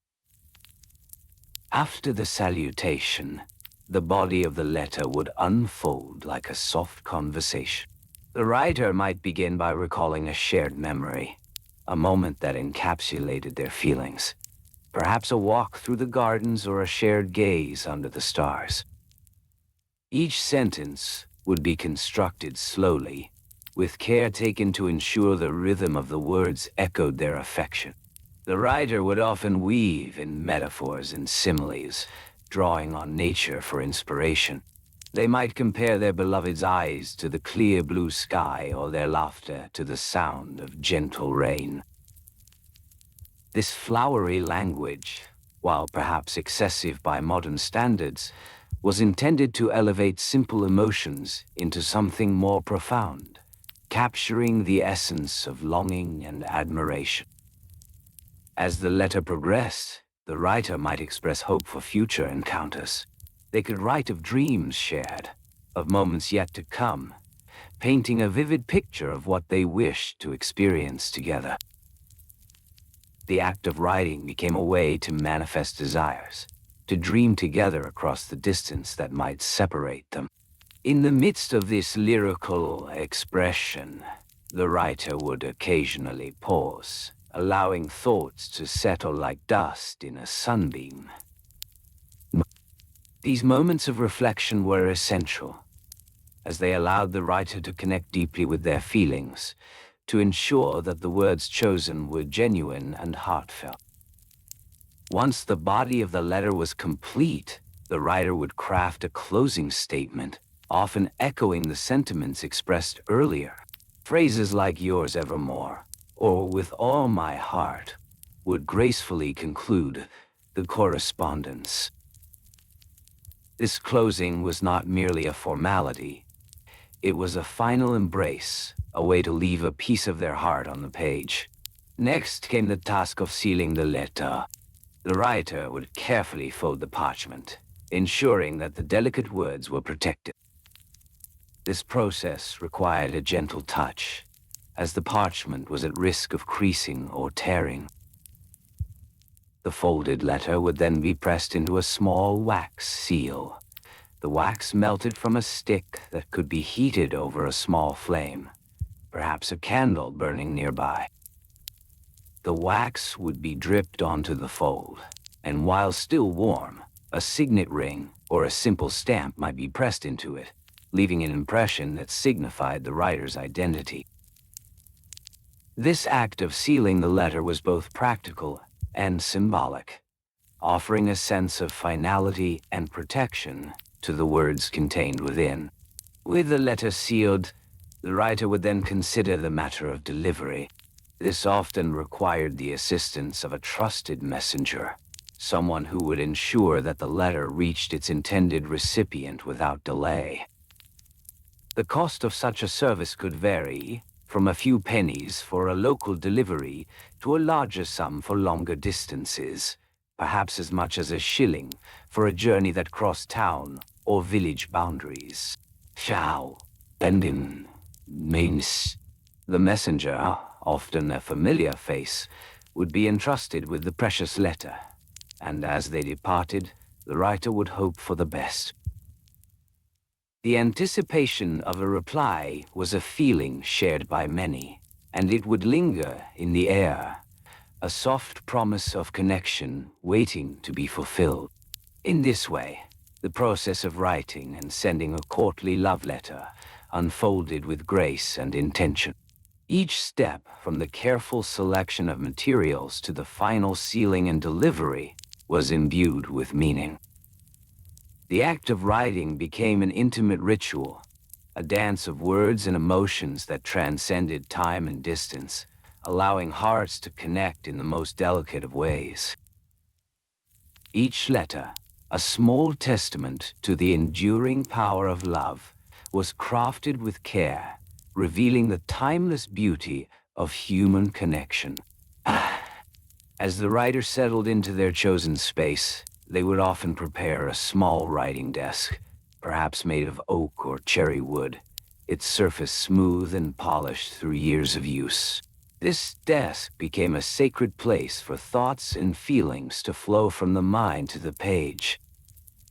The writer might have a small inkwell nearby, filled with dark ink made from oak galls and vinegar, the color deep and rich, perfect for the delicate strokes of a quill pen. The quill itself, crafted from a large feather, required careful preparation. The pointed tip would be cut at an angle, allowing for smooth writing, while the shaft remained untrimmed, providing a comfortable grip. The writer would dip the quill into the ink, drawing it out with a slight flick, ensuring that just the right amount adhered to the tip. This careful balance was essential, as too much ink could cause smudging, while too little would result in faint letters, hard to read. With the materials ready, the writer would select a piece of parchment. This parchment, made from animal skin, was often expensive, yet it provided the perfect canvas for heartfelt expressions. The size of the parchment would typically be determined by the content of the letter. A single sheet might suffice for a brief note, while a longer missive could require 2 or 3 sheets, joined together with careful folds. Only, before beginning the letter, the writer would pause, taking a moment to gather their thoughts. They might take a deep breath, inhaling the scent of the ink and parchment, feeling the weight of their emotions pressing gently against their heart. This act of reflection was important, as it allowed for clarity and purpose in the words that would soon adorn the page. As the quill touched the parchment, the writer would begin with a salutation, always mindful of the proper etiquette. The opening would often be grand and formal, such as to the most esteemed lady, or to the most honorable sir, followed by a gentle comma. This respect was essential, as the recipient's status and virtue were to be acknowledged before the writer's own feelings could be expressed. Next, the writer would weave their thoughts into a tapestry of words, using flowery language and metaphor to convey their longing. Descriptions of beauty, often exaggerated, filled the lines. Your eyes are like the deepest pools of azure, or your laughter dances like a gentle breeze through the meadows. Each phrase was crafted with care, as if the words themselves were gifts to be unwrapped by the reader. The structure of the letter was equally important. Each paragraph would be separated by a small blank space, allowing the reader to pause and absorb the sentiments expressed. The writer would often include a personal story or memory, perhaps a moment shared under the shade of an ancient tree or during a festive gathering. These vignettes served to deepen the connection, reminding the recipient of the bond they shared. Gesile. As the letter drew to a close, the writer would carefully summarize their feelings, reiterating the admiration and affection that had inspired the letter. Little by little, I find my heart entwined with thoughts of you, they might write, the repetition lending a rhythmic quality to their expression.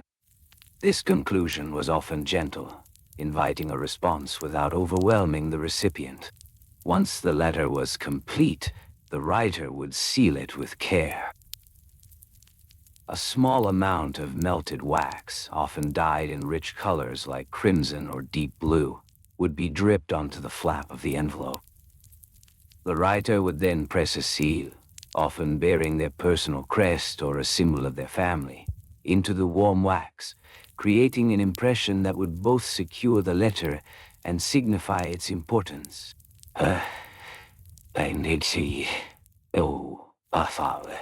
This sealing process was not merely functional, it was a statement of intention.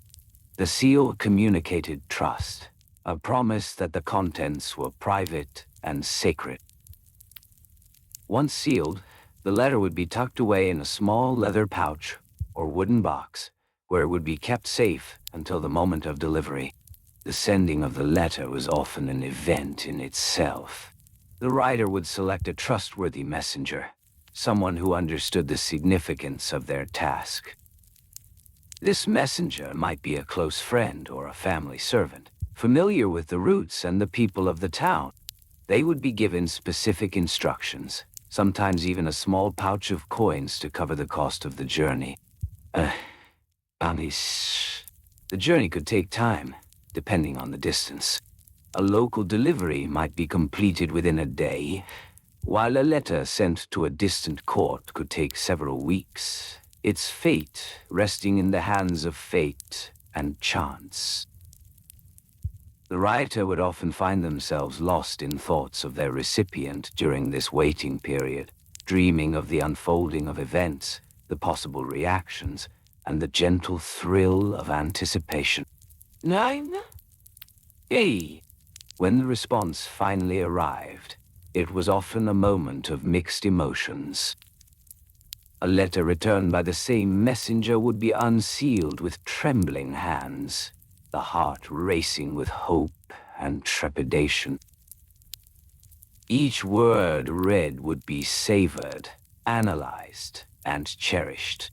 The return letter might echo the same flowery language, or it could reflect a different style, perhaps more measured or restrained. No. For some, this correspondence became a cherished routine, a regular exchange of thoughts and feelings that would continue over months or even years. The rhythm of letters arriving and departing created a comforting cadence in the lives of those involved. Each letter, whether filled with joy or uncertainty, was a thread in the tapestry of their relationship, weaving together experiences and emotions that would last a lifetime. In the world of courtly love, the letter was more than just words on a page.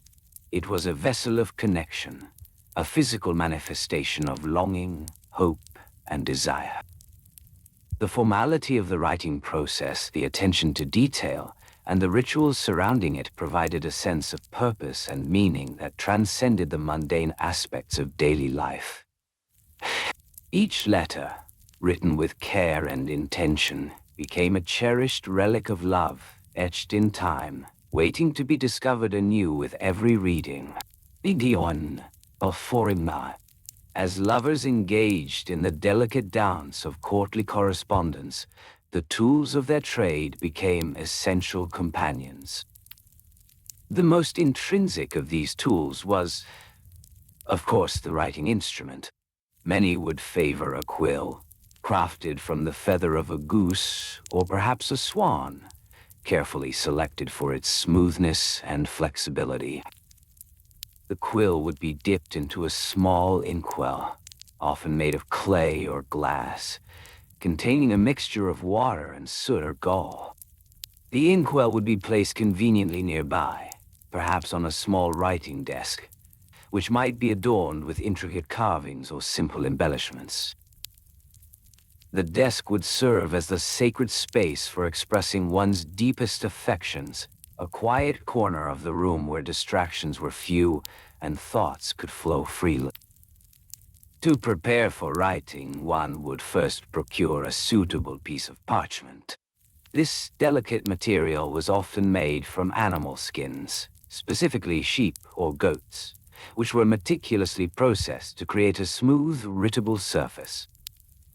The dimensions of the parchment could vary, but a standard sheet might measure around 8 by 12 inches, allowing ample space for flowery prose without overwhelming the recipient. Careful consideration would also be given to the cost of parchment, as it was a precious commodity. A fine sheet might command a price equivalent to several days' wages for a common laborer.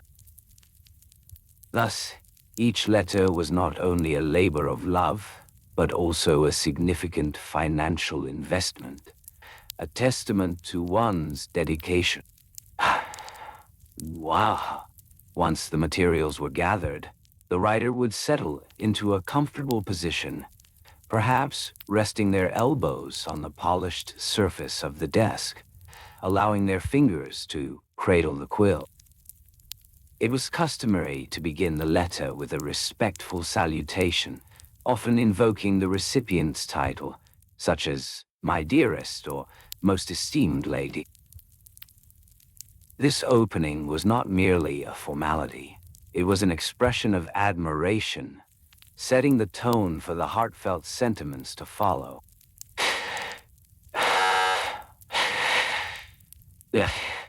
After the salutation, the writer might indulge in a few lines of pleasantries, inquiring after the health and well-being of the beloved. These lines served to establish a connection, to show that the writer was attuned to the needs and feelings of the one addressed.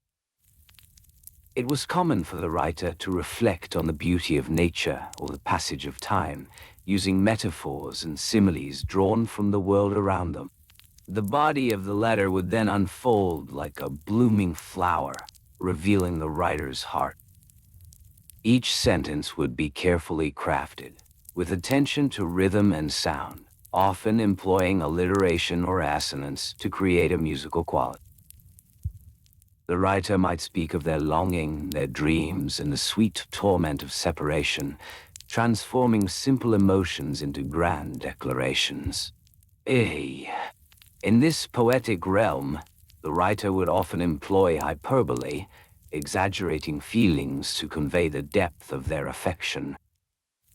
Phrases such as, "My heart aches like a withered rose," or "the sun rises and sets within your eyes," would not be uncommon.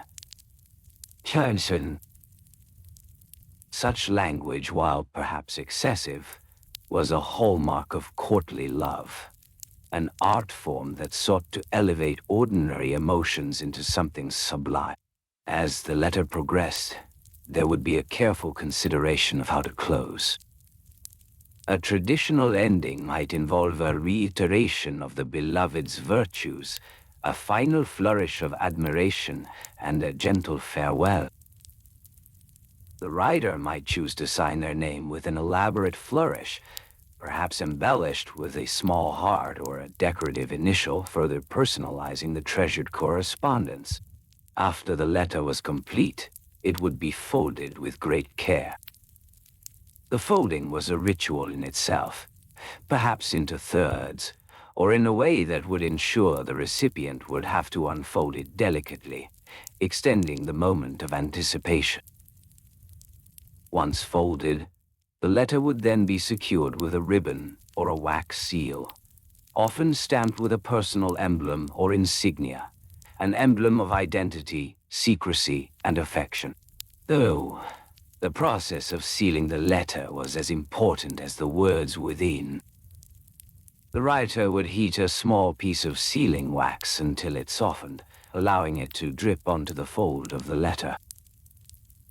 Using the stamp, they would press into the warm wax, leaving an imprint that would symbolize their sincerity and protect the contents from prying eyes. Delivery was another layer of this intricate process. The writer would often entrust the letter to a trusted messenger, perhaps a friend or a servant. This messenger, carrying the weight of the writer's heart, would traverse the town or countryside, navigating paths known and unknown, ensuring the letter reached its destination.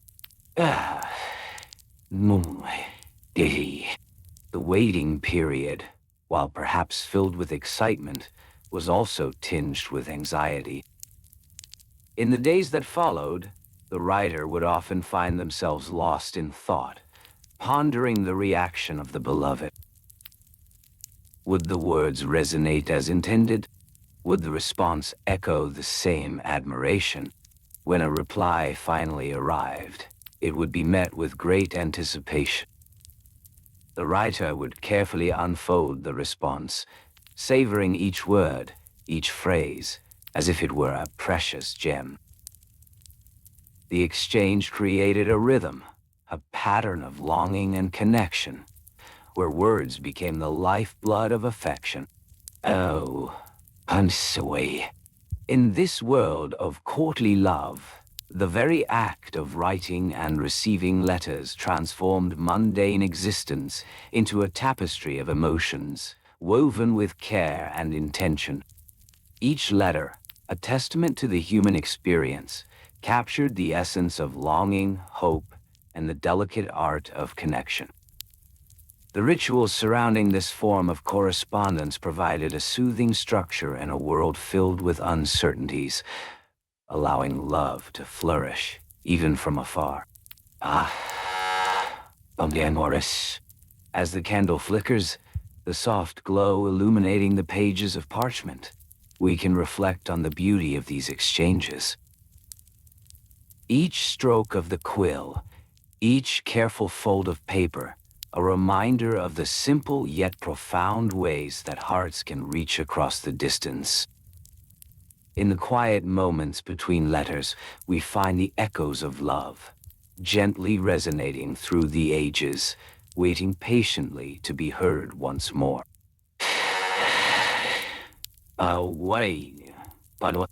As we delve deeper into the world of medieval courtly love letters, it is essential to consider the tools and materials that were employed in the crafting of these delicate missives.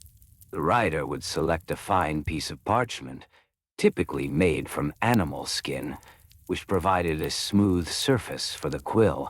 The parchment itself could vary in texture and quality, with finer grades often reserved for more significant correspondences, while coarser varieties were used for more mundane purposes. A sheet of parchment might measure around 12 by 16 inches, allowing for ample space to express one's feelings. The writer would carefully tear the parchment, ensuring that the edges were neat and precise, as frayed edges could be seen as a sign of carelessness. Once the parchment was prepared, the writer would reach for a quill, a feather plucked from a goose or a swan, chosen for its flexibility and ability to produce fine lines. The quill would be trimmed at an angle, its tip honed to a sharp point, allowing for graceful scripts. Ink, often made from carbon black mixed with water and gum, would be placed into a small inkwell, meticulously crafted from glass or pottery. The writer would dip the quill into the ink, allowing it to absorb just the right amount. Too much ink could cause unsightly smudges, while too little would result in faint, barely legible strokes. With careful attention, each letter would be formed slowly and deliberately, creating elegant loops and flourishes that were pleasing to the eye. In these moments, the writer would often pause to reflect on their sentiments, allowing themselves to become fully immersed in the emotions being conveyed. The act of writing became a meditation, a dance of the hand as it moved across the page, weaving together thoughts and feelings with the gentle rhythm of the quill. As the letter took shape, it was customary to begin with an appropriate salutation. The choice of greeting varied depending on the recipient's status and the nature of the relationship. For a lady of high birth, one might begin with, "My most revered lady," or "To my most noble heart." These phrases were laden with respect and admiration, setting the tone for the heartfelt declarations that would follow. Once the salutation was penned, the writer would often proceed with a carefully constructed introduction. This might include a brief expression of longing, such as, "As the sun rises and sets, so too does my heart yearn for you." It was of utmost importance to strike the right balance, as excessive praise could come off as insincere. Finding this balance required practice, patience, and a deep understanding of the recipient's character. I, day, one day, or the body of the letter would follow, filled with intricately arranged sentences that conveyed the writer's feelings. Descriptive language was paramount. Writers employed metaphors, likening their beloved to the beauty of a blooming rose or the softness of a gentle breeze. Each phrase would be carefully selected, ensuring that the words flowed together harmoniously, creating a rhythm that mirrored the heartbeat of longing. Why, in the midst of composing these letters, one might engage in the soothing ritual of preparing to seal the letter.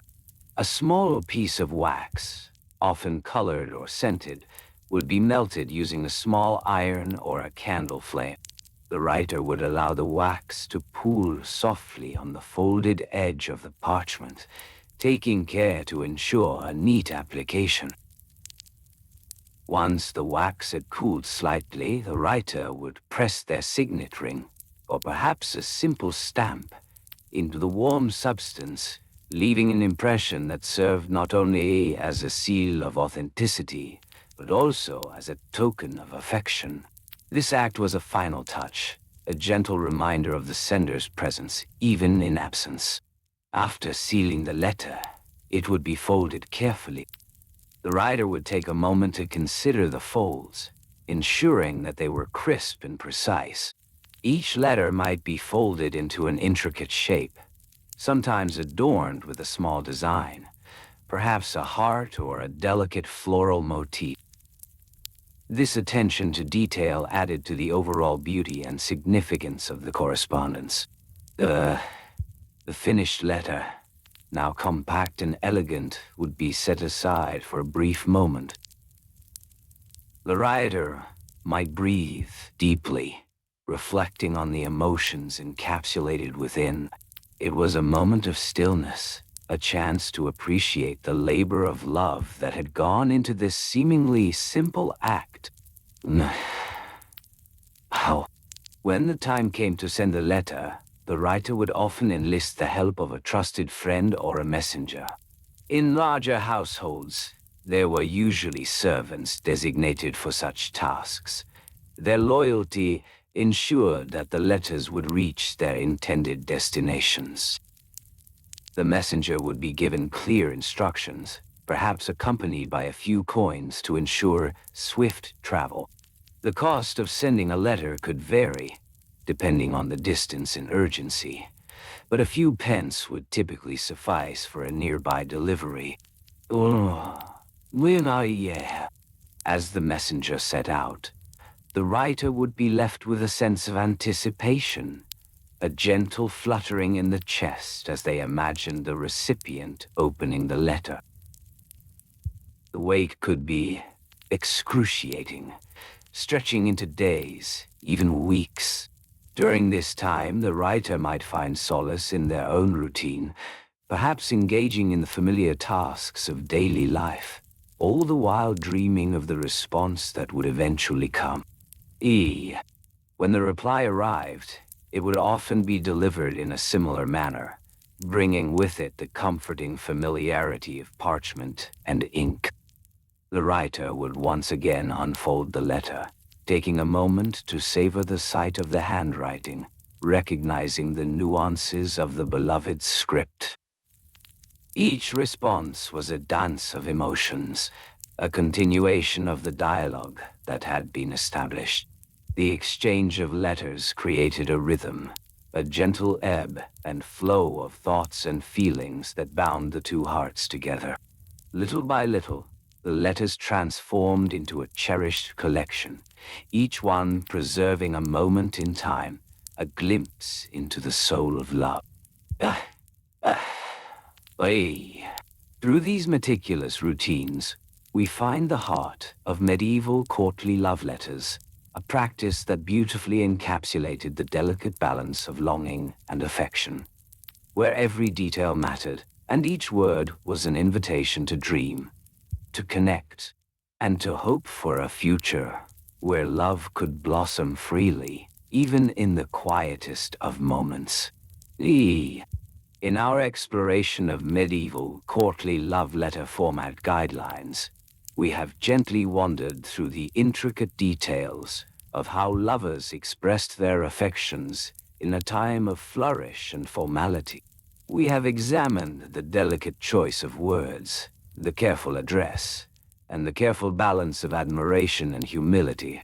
Each letter crafted with care, filled with flowery language, and an undercurrent of vulnerability, revealing the tender emotions that lay beneath the surface. We envisioned cozy chambers where quills scratched softly on parchment, the faint scent of ink mingling with the warm glow of candlelight. As we drift into the quiet of the night, imagine yourself in a soft room, enveloped in a calming stillness, your body relaxed and at ease as the weight of the day fades away. If you found comfort in this exploration, we invite you to like, subscribe, or share your thoughts in the comments below. Remember to turn on loop so this gentle journey can continue to soothe you.